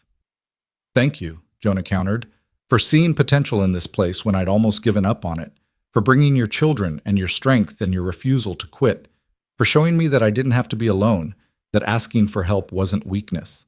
You saved this ranch as much as I saved you, maybe more. Then we saved each other, Mara said, and smiled, a real smile, full of genuine happiness. That's how it's supposed to work, isn't it? People helping people, everyone contributing what they can. As the party wound down and guests began departing into the gathering snow, Henderson pulled Jonah aside near the door. I wanted you to know there's talk in town about what you've done here. Good talk. People are impressed by how you've turned things around, how you've made this partnership work. It wasn't just me, it was all of us working together. I know that. That's what makes it impressive. Henderson glanced at where Mara was helping clean up, at the children working together to restore order to their new home. You built something real here, Reed. Something that'll last. Not just a ranch, but a family. That's rare out here, where most people are too busy fighting the land and each other to build anything meaningful. You're showing people a different way. After everyone had gone and the children were in bed in the loft, their soft breathing filling the cabin with peaceful sounds, Jonah and Mara stood outside watching the snowfall. It came down in thick, soft flakes, covering the ranch in pristine white, transforming the familiar landscape into something new and clean and full of promise. "Winter's really here," Mara observed, pulling her shawl tighter against the cold. "We're ready for it," Jonah said, and he meant it with every fiber of his being. The cellar was stocked with preserved food, the animals were sheltered and well fed. Both cabins were tight against the cold with good stoves and plenty of firewood. They'd worked hard through the summer and fall, and now they could face winter not with dread, but with confidence, not with fear, but with anticipation. "I was thinking," Mara said, her breath making clouds in the cold air.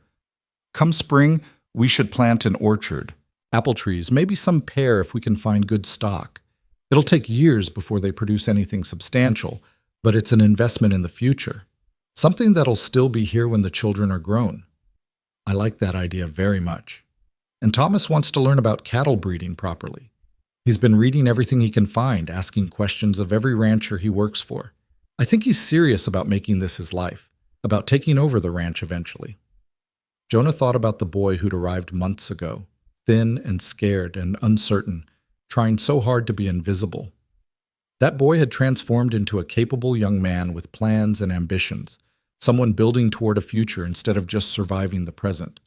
The change was remarkable, and Jonah felt privileged to have witnessed it, to have been part of it. "He'll make a fine rancher," Jonah said. "Better than I ever was, probably. He's got the right instincts for it." They stood in comfortable silence, watching the snow accumulate on the fence posts and barn roof, on the newly completed cabin and the organized yard. In the cabin behind them, someone, probably Sarah, started singing softly, a lullaby for the younger children, her voice sweet and clear in the quiet night. The sound drifted through the cold air, beautiful and heartbreaking and full of hope. "You know what I realized?" Mara said eventually, her voice thoughtful. "The day you found us, when I was sitting in that broken wagon, absolutely certain we were all going to die, I couldn't imagine any future beyond the next few hours. Couldn't see past the heat and the thirst and the fear that I'd failed my children, that I'd led them to their deaths following a man who'd abandoned us. But now," she gestured at the ranch, at the cabin, at the life they'd built together. "Now I can see years ahead. I can see Thomas running this ranch with a family of his own. I can see the girls grown and capable and confident. I can see Luke and Daniel becoming men who know what real work means, who understand that family isn't just blood, but choice. I can see a real future, and it's here. It's all here." "It's here," Jonah agreed, feeling the truth of it settle into his bones. "And it's ours. All of ours." The snow fell harder, thick flakes that would accumulate through the night, and they finally retreated to their respective homes. Jonah built up his fire and sat in front of it, warming his hands and his heart, thinking about the impossible summer that had somehow become permanent, about dust turned into home, about strangers become family, about the way kindness could multiply when given freely, about how the hardest choice had turned out to be the best one. Outside, the wind picked up, howling around the corners of the house with that particular sound winter made in the Colorado Territory.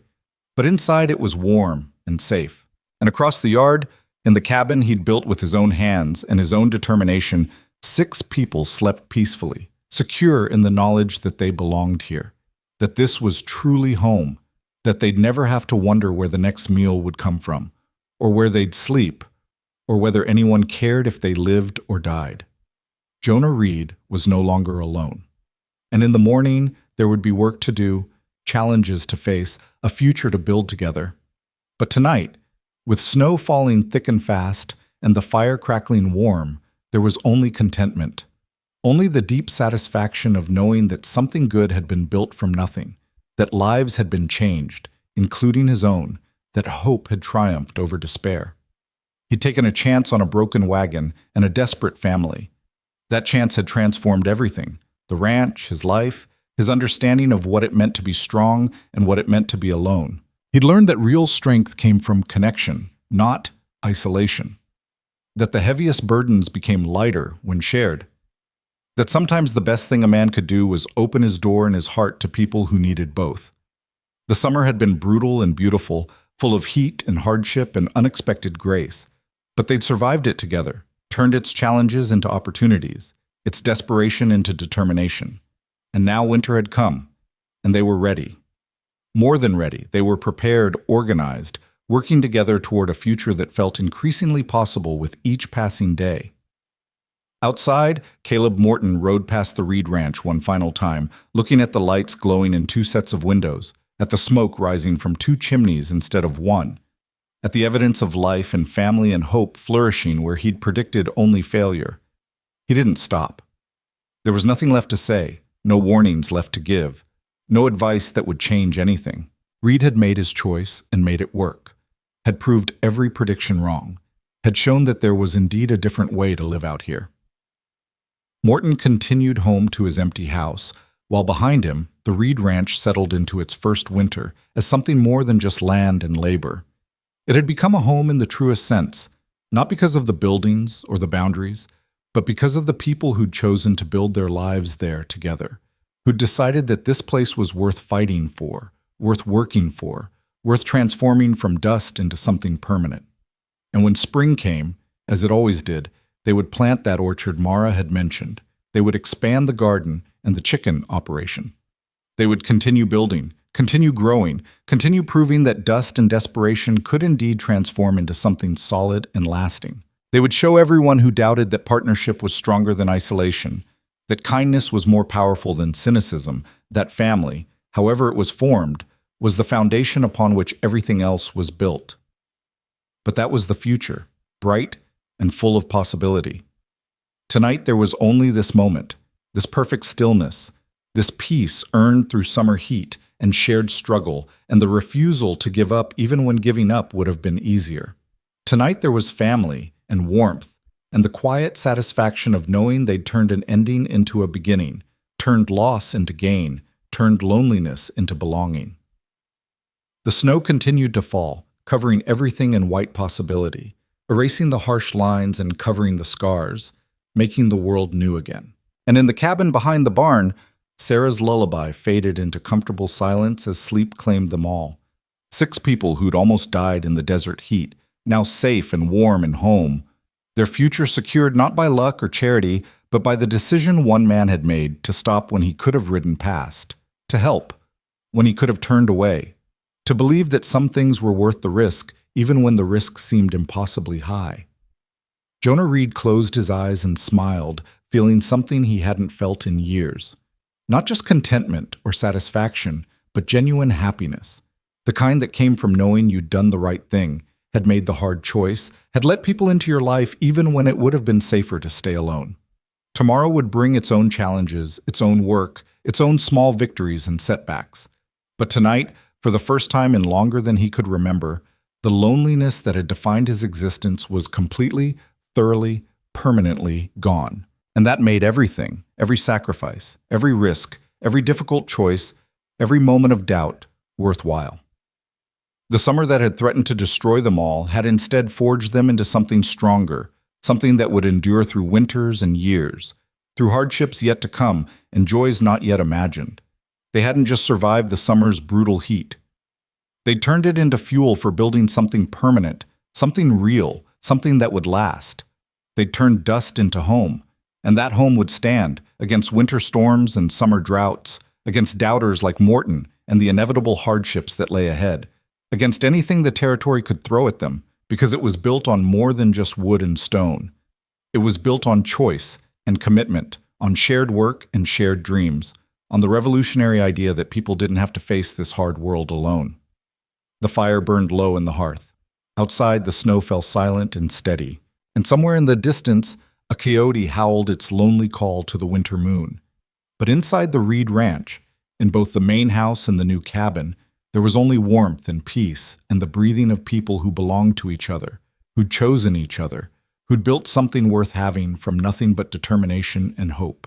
The story that had begun with heat and desperation had ended with snow and belonging, and that, Jonah thought as sleep finally claimed him, was exactly how it should be.